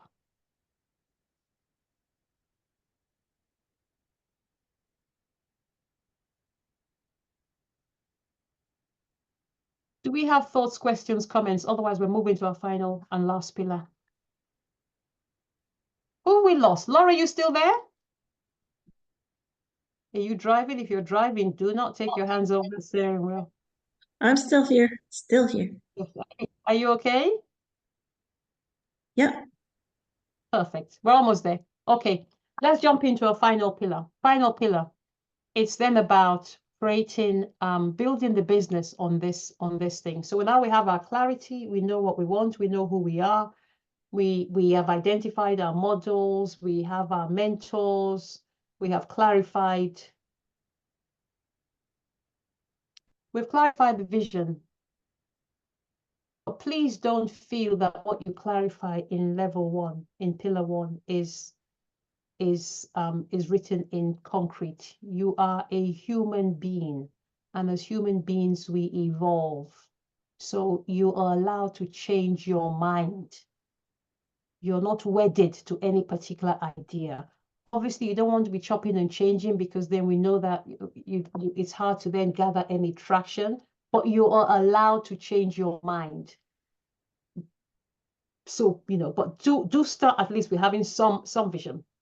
Then we worked on our mindset. We asked ourselves, what's it costing me? And we asked ourselves, what do I need to do no matter what? And then we went into messaging and storytelling, which is, if you like, the meat, the real meat on the bone. Now we need to take this bone with its meat to market. We're going to market now. We're going to market. We identified our avatar. We have identified the bridge. We've built our milestones from the bridge. Please don't forget your milestones, 3 to 5. I would recommend no more than 5, no fewer than 3 of that bridge. Your bridge is your milestones, your pillars. You can call them milestones. You can call them pillars. You can call them a system. You can call them a framework. You can call them blueprint. Same thing. Your pillars, 3 to 5, milestones, your steps, your sequence. That's about six or 7 words right there, meaning the exact same thing. Now let's build some legs on this thing. This is where we now go to market.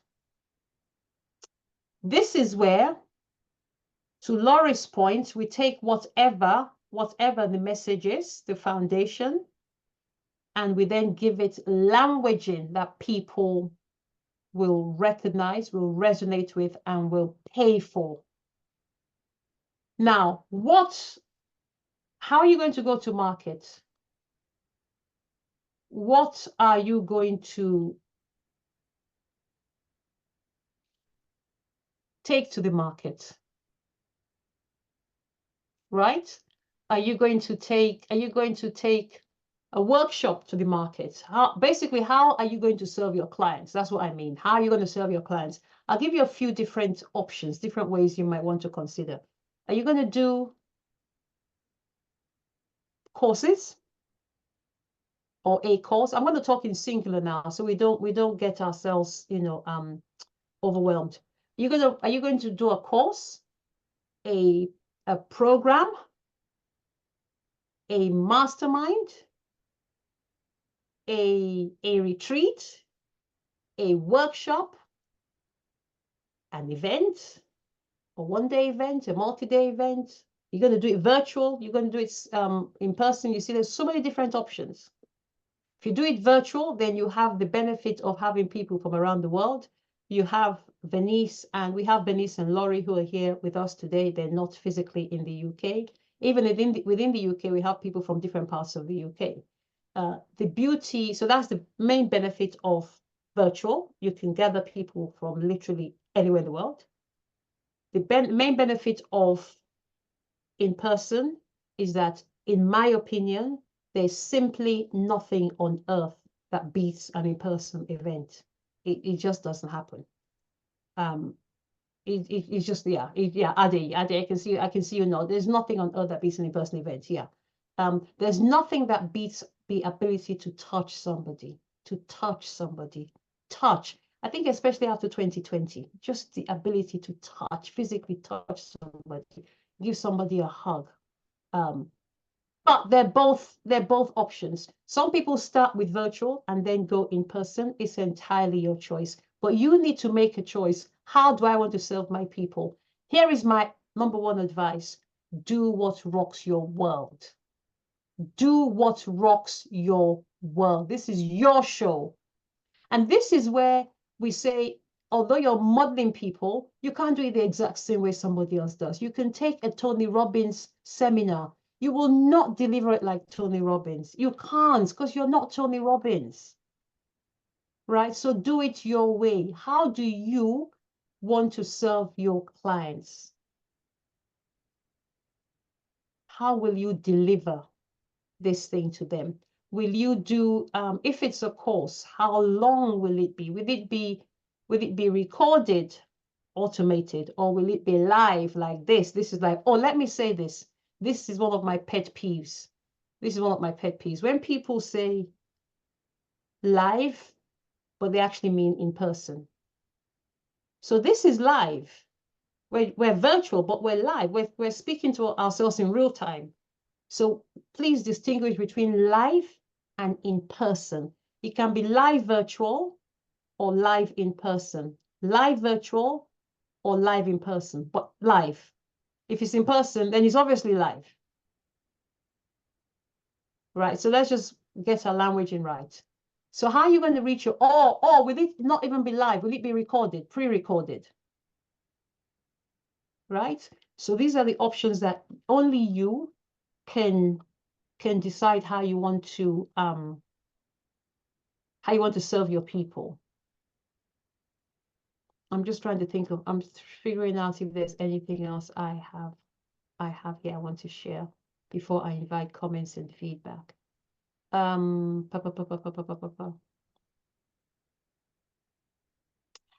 will you deliver it? And what will your client journey be? Your client journey. Does anybody know what your client journey is? What's your client journey? I don't mean the answer. Do you know what I mean by client journey? Does anybody know what I mean by client journey? Mario says no. Okay. Ade says no. Does anybody know what I mean by client journey? You're grabbing your salad. You'll be off camera but listening. That's fine. You can eat and be live and be on screen, my dear, if you want. It's entirely your choice. Does anybody know what I mean by client journey? It's very simple. We've described. Yeah, Sen. Right.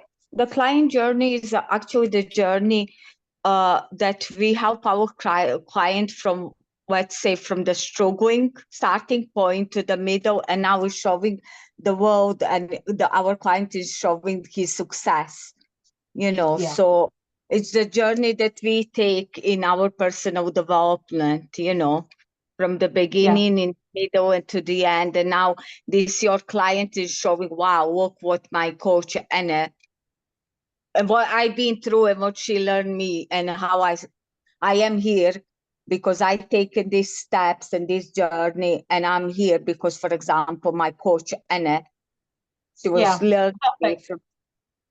Thank you. That's perfect. Perfect. Thank you, Sen. For the purpose of this, I want to celebrate Sen. Thank you so much, Sen.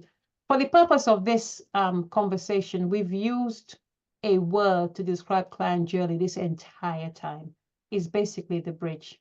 That's what the client journey is, the bridge. The bridge, what we've called the bridge today. They are currently at point A. You want to take them to point D. That's the journey. So my client journey is clarity, courage, craft and communicate, and then create. That's my client journey. If you work with me one-on-one, we'd first identify what your purpose is. We work on your mindset. We work on your message and your storytelling. They will build your core offer. That's the client journey, is the bridge. So please don't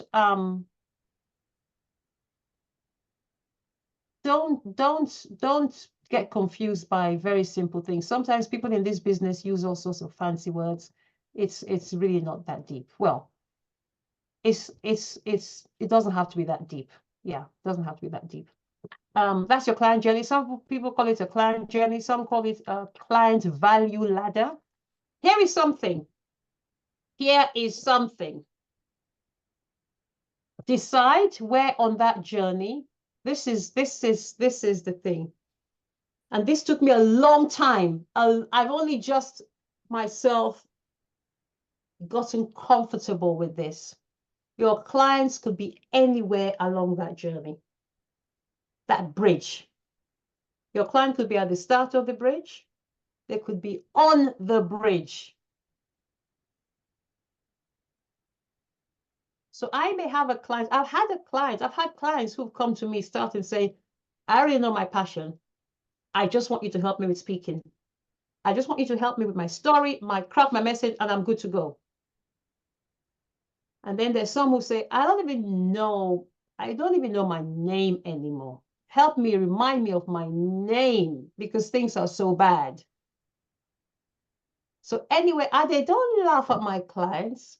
My clients are nice ladies. Do you mind? No, but I'm being facetious, but I'm sure you take my point, right? That they could be anywhere in that journey. Here is what I have found in my journey. I can't say it will be the same for you, but certainly my journey.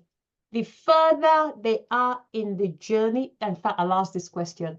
What do you think? The further they are in the journey, do you think the help they need is easier or trickier? The further they are in the journey, is it easier or trickier? Just one word, just easier or trickier. What you can put it in chat, you can unmute and say just easier or trickier. Just one word. Trickier. You said trickier? Yeah. Okay. Me too. Trickier as well. So the further they are, the trickier it is, you think? Okay. Celebrate yourselves. That's the right answer. Right answer. Right answer. The further they are, the trickier it is. Interestingly, yes. The further they are, the trickier it is. Because their questions are more at a higher level. Let me put it that way, at a higher level. I shared with you transparently on my journey, the coach I worked with at the start to help me define my purpose. Comparative to my other coaches, I paid her a pittance in comparison. I didn't underpay her. I charged her what she asked me for. Sorry, I paid her what she charged me, but it was a pittance compared to my other coaches because they were helping me with bigger challenges along the way, crafting my message, delivering my message, working out how to best communicate my message. That's a trickier problem to help you identify your purpose. Trickier. We're dealing with what they call big boy problems. These are big boy problems. The coach I went to in Houston in March to help me craft my core offer. Big boy problems. Those are not baby problems. The purpose is a big, in fact, she's the one, I'm going to be totally transparent. She's the one in Houston who helped me to identify, who helped me to unblock my mind to say, then I asked myself, hang on, it's true. What did I pay my first coach? It was nothing in comparison to my speaker coach. Nothing in comparison. That's not to say you don't help people at step one in the journey, but it is to say you craft your prices and your ladder accordingly. For me to help you to identify your purpose is a much lesser value offer than for me to help you craft your message and then create an offer out of it. When I say, does anybody know what an offer is? I keep using the word offer. Does anybody not know what an offer is? Not know. Does anybody not know what an offer is? So you all know what an offer is. Everybody knows what an offer is. Okay, what's an offer? What's an offer?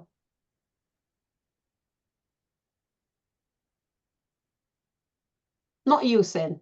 What you're Not selling? you. Quiet. What you're Not selling? you, Sen. Is it what you're selling to your? Yeah, it is. It is in essence. It is. You're right. But it's usually, you're absolutely right, Ade. It's usually one thing. So your offers are all the things you're selling, but your offer is one particular thing that you're selling. Correct. So my retreat is an offer, is one offer. Yeah, you're right. 100% right. Okay, well done. Well done. So I'm going to say one more thing, then I'll pause for questions, thoughts, reflections, feedback, and then we can start to round up. I want to just share one more thing. So sorry, 1 second. Sorry, excuse me, 1 second.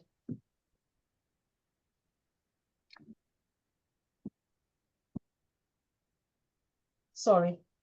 I'm never too far from a candle, beautiful candle, never too far. And the curtains just closed on top of the candle. So I was like, oh! Anyway, I know, no, it's fine. Everything's fine. Thank you. But I didn't want it to be not fine. So I had to quickly grab the candle. So therefore, your offers will be priced accordingly. So let me give you an idea. There are 4 different, and you may want to write this down. I don't want to blow your brains. I don't want to confuse you. I will stop talking after this, I promise. But I just want to say this so at least you've heard it and you can start to marinate on it. There are 4 different offer types along this value ladder. We talked about the value ladder. Value is the value of the offer. So I remember I said that it's a different price point to help a client discover their purpose, to helping them craft their message, because the value of their message is perceived to be much higher, right? So it comes at a different price point. The value is different. That's the value ladder. So for me, I'm just going to keep using this so that because we have a common understanding of these pillars: clarity, courage, craft and communicate, create. Clarity, courage, craft and communicate, create. The further up we go on that value ladder, the more the value of the pillar, the greater the value of the pillar. So likewise, I invite you to consider having 4 different offers, at least one offer at each of these, and I will say what they are. If you write the letters FTO, F for Freddy, TO, F for Freddy, TO. Then below that, write the letters L for Lima, TO. So FTO, LTO. Then below that, MTO. So we're going to do 4. FTO, Freddy, Tango, Oscar, Lima, Tango, Oscar, Mike, Tango, Oscar. What's H? What's H? What's H in the phonetic Hotel. Hotel? Oh my God, I can't believe I forget. Thank you, my Rose. Thank you. How did I forget? Thank you. Thank you. Thank you. Hotel Tango Oscar. Thank you, my Rose. Hotel. Oh, that one went straight out of my head. Hotel. Thank you. So Foxtrot Tango Oscar, Lima Tango Oscar, Mike Tango Oscar, Hotel Tango Oscar. FTO, free ticket offer. Free ticket offer. Where you are right now is a free ticket offer. Free ticket. This is a free ticket offer. Why? It's free. The clue is in the name. It's free, but it's still an offer. It's free. L, low ticket offer. I'm going to give you examples so you can understand. This is a free ticket offer. Low ticket offer would be something like my book. My book is, I think, £20. That's a low ticket offer. It's still an offer because it comes off my offer ladder. It's part of my brand. So my book is my low ticket offer. Mid ticket offer, MTO, is a mid ticket offer.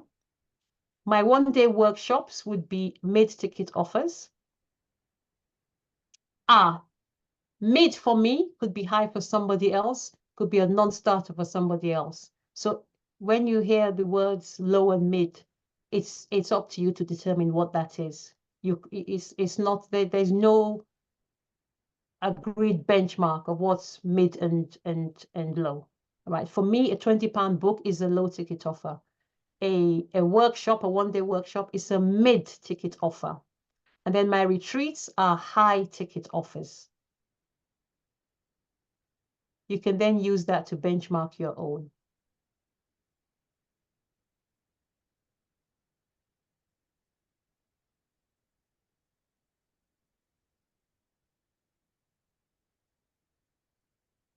Low, free, low, mid, high. You will need at least one offer in each of these, at each of these steps in the ladder. You don't need to do them all at the same time. If you have a book, Laurie, this is for you. You already have a low ticket offer. If you have a book, you already have a low ticket offer. Sen, you have a book, you have a low ticket offer. Free ticket offer, we can all do that easily. Even Instagram Live is a free ticket offer. Calling people into a webinar, a masterclass like this free is a free ticket offer. So we can all do a free ticket offer by the end of this month. So what you need to worry about is really your low ticket and your high ticket. Bear in mind that where you start is not where you end. So please don't overthink it. Don't let it start to worry you. Sorry, and then what was the first one? Did you say FTO as well? Did you? Yeah, FTO, free ticket offer. FTO for free ticket offer. How many was there altogether? Just 4? Four, yeah. I've got 5. I've got it wrong. Okay, that's fine. Thank you. You're welcome. Free, low, mid, high. Now, some people don't have some people don't have high tickets. Some people don't have low tickets.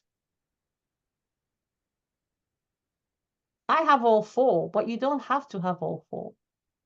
I didn't start having all 4. I grew into having 4. There's something else in my high ticket. I've got 2. So I've got my retreats. I've also got a VIP day. What's a VIP day? I'm going to tell you people this because you may want to have VIP days. A VIP day is when a lady says to me, I'm not interested in any of your group activities. I haven't got time for that. I haven't got time for that. I need to work with you one-on-one, just me and you. And we lock ourselves away. If she's in the UK, if she's in London, we meet up. We spend a whole day together, a whole day. Sometimes we may spend 2 days together. We're locked down and loaded, and we do her entire bridge, just me and her, over 2 days. It's called a VIP day, but it really happens over 2 days. And then you look like you don't look happy at all. What's up? I'm listening. I'm very happy. Okay. Okay. I haven't lost you. I haven't lost you now. Okay, cool. Okay, cool. Oh, I'm very, maybe because I'm getting into it. That's why I'm like looking like that. No, I'm listening I to love it. I love it. I love it. There's something called a VIP day. Usually, I'm gonna be honest, usually, even though I say 2 days, we meet for 1 day. The second day we do it over Zoom. We may not go back into town to meet on day 2. But we meet and we spend the entire day. And we start with, even if she knows her purpose, somebody flew in. Somebody flew in from a different country just for a VIP day. She flew in for the weekend. and flew back to her country on Monday morning, locked and loaded, done. We blissed it in 2 days. You don't have to offer VIP days. I do, and I love them. You may not, but just something to bear in mind. I'm going to stop talking now. It's well past the 4 hours. I do apologize. I'm going to ask you for some takeaways, some feedback, some thoughts, reflections, and then I'm going to let you go.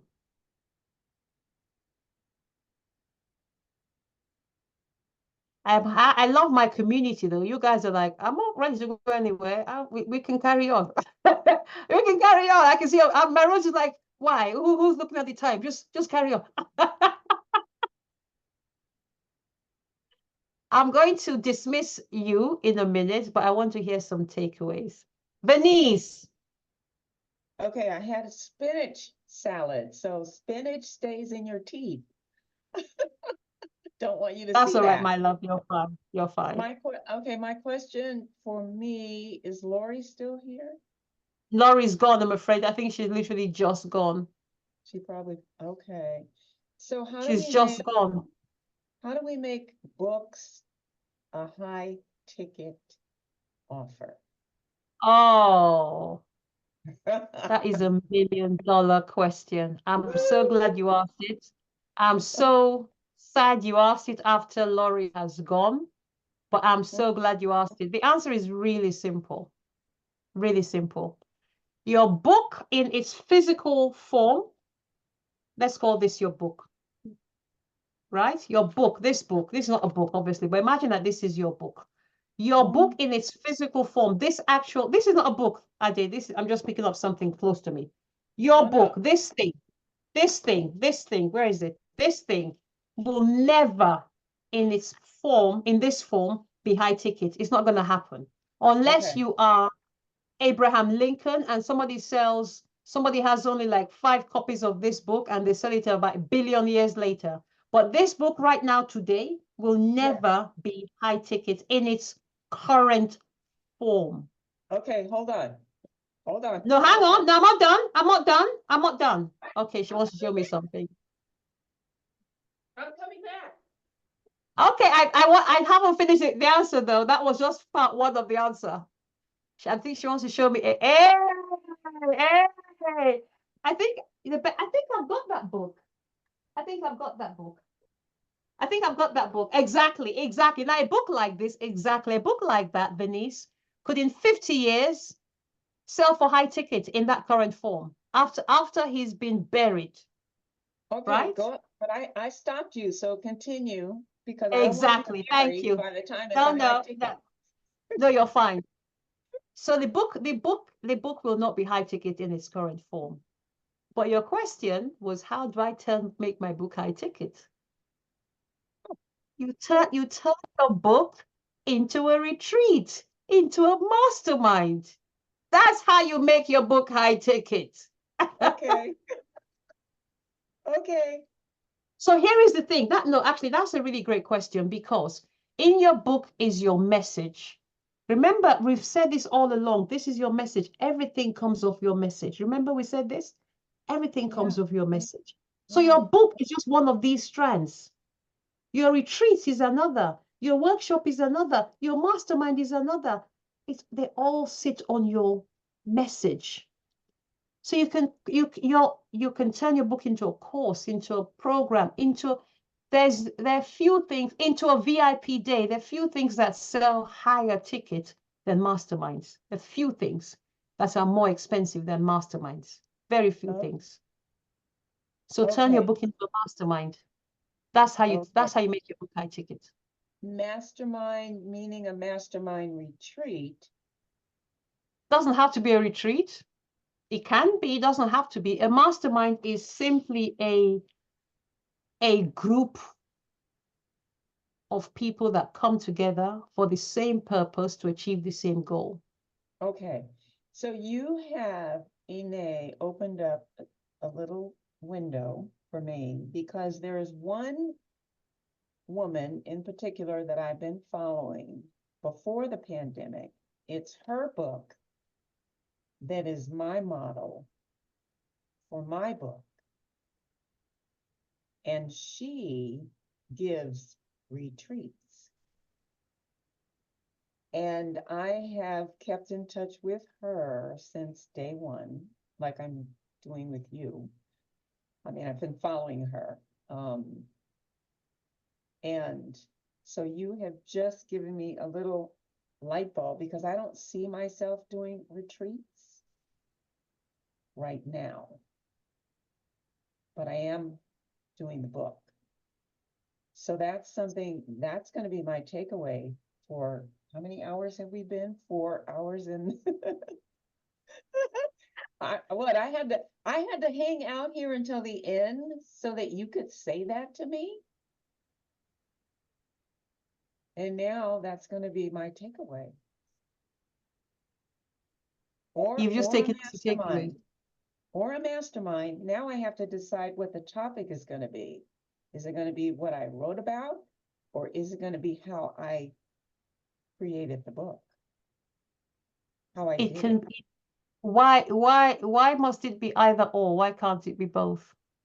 Oh, stop. I'm just saying. I know, but stop. Thank you. Okay, I'll stop. I was like, I know what stop, she says. I know what stop. Yeah. I got 4 things, so that's good. Oh my goodness, girl. I know I'm gonna meet you one day. I know that. In person. I can't wait.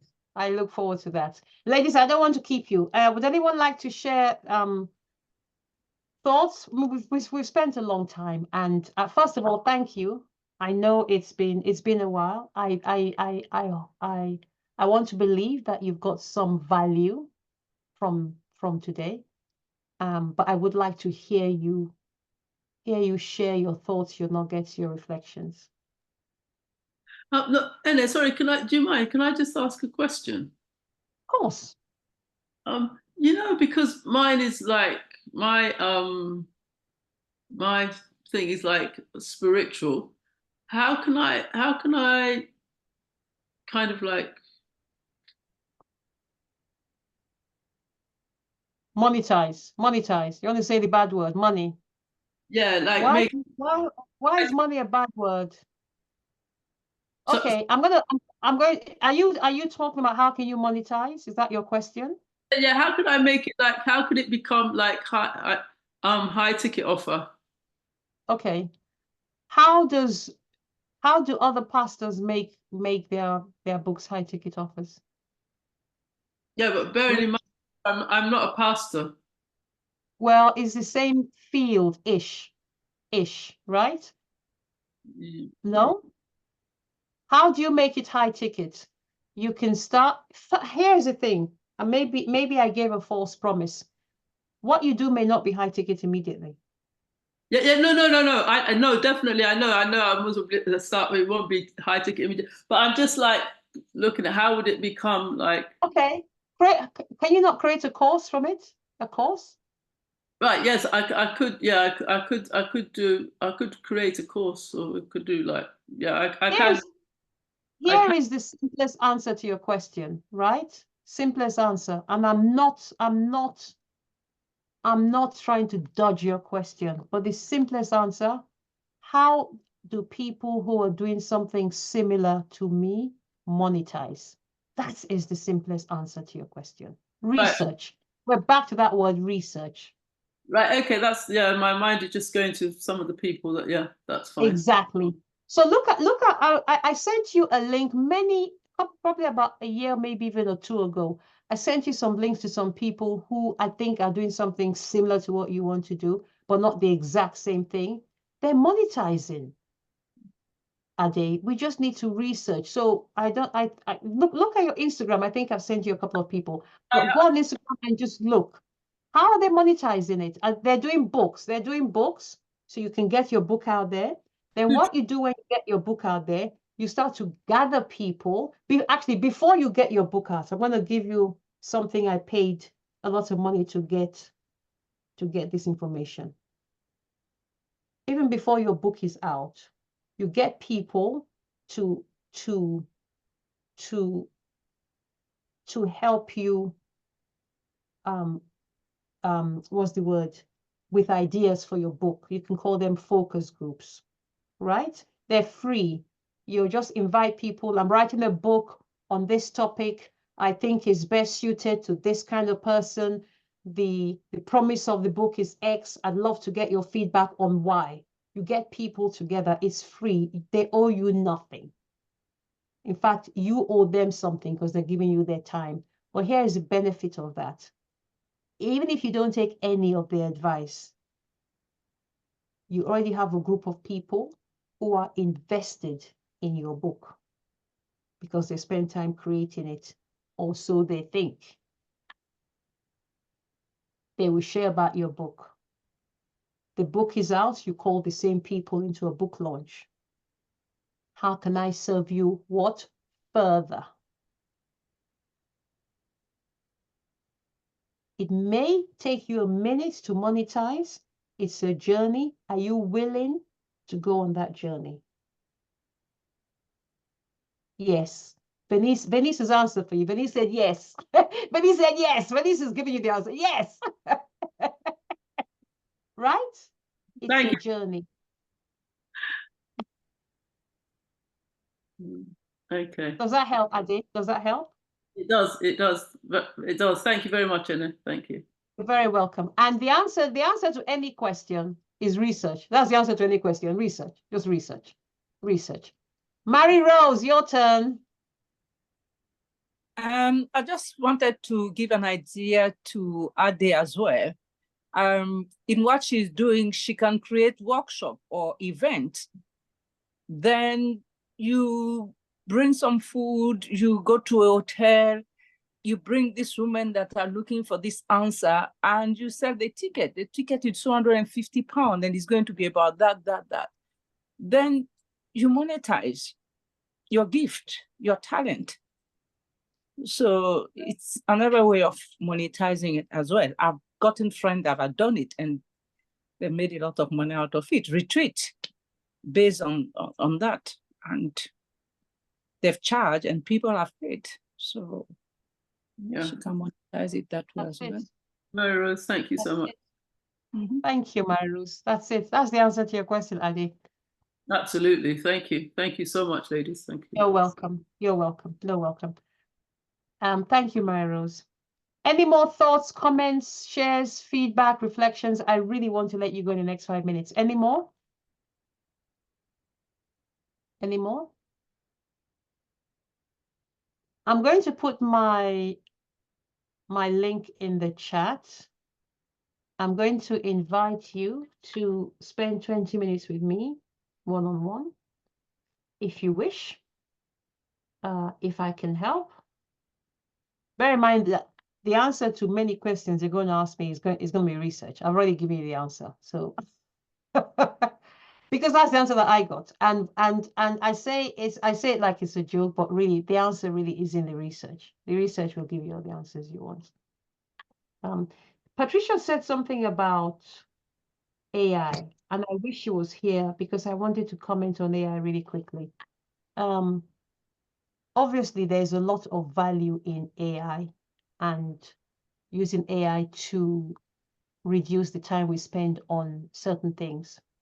I want to invite you, though, to ensure if you do use AI, that your voice is not missing in the world of AI. That was my only. I use AI. I'm not gonna lie, I use AI. There's a lot that AI gives me that I completely dismiss because it doesn't sound like me. I say I use AI. I only use AI for the titles of my events. That's my extent of using AI. I don't use AI for anything else, just the titles. And even that I may not use if it doesn't resonate. But at least AI will give me a good feel for me to even start to think about what's my point. Please do use AI. It's there for us, but don't let AI use you. Yeah. You're better than any ChatGPT anything. You're better than that. Yeah. Okay.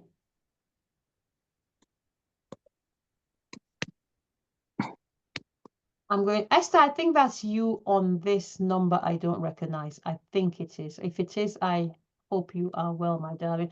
I don't know why you couldn't see us. Everybody has been able to see us the entire time, right? Yeah, I don't know why, but I'm glad I'm glad you're here, and I'm glad that you can hear us. Sen, lovely to have you here, my love. Greetings from London, and look after yourselves. Ladies, the link is in the chat if you want to speak with me. It's got to be this week, and yeah, use it if you wish. Okay. Blessings. Thank you for your time, and good luck. Good luck with creating your beautiful messages and your stories and your offers. Thank you so much. Thank you so much. Thank you. See you on LinkedIn. Yeah. Thank Bless you. you. Take care. Bye Thank for you. now. Bye. Bye-bye.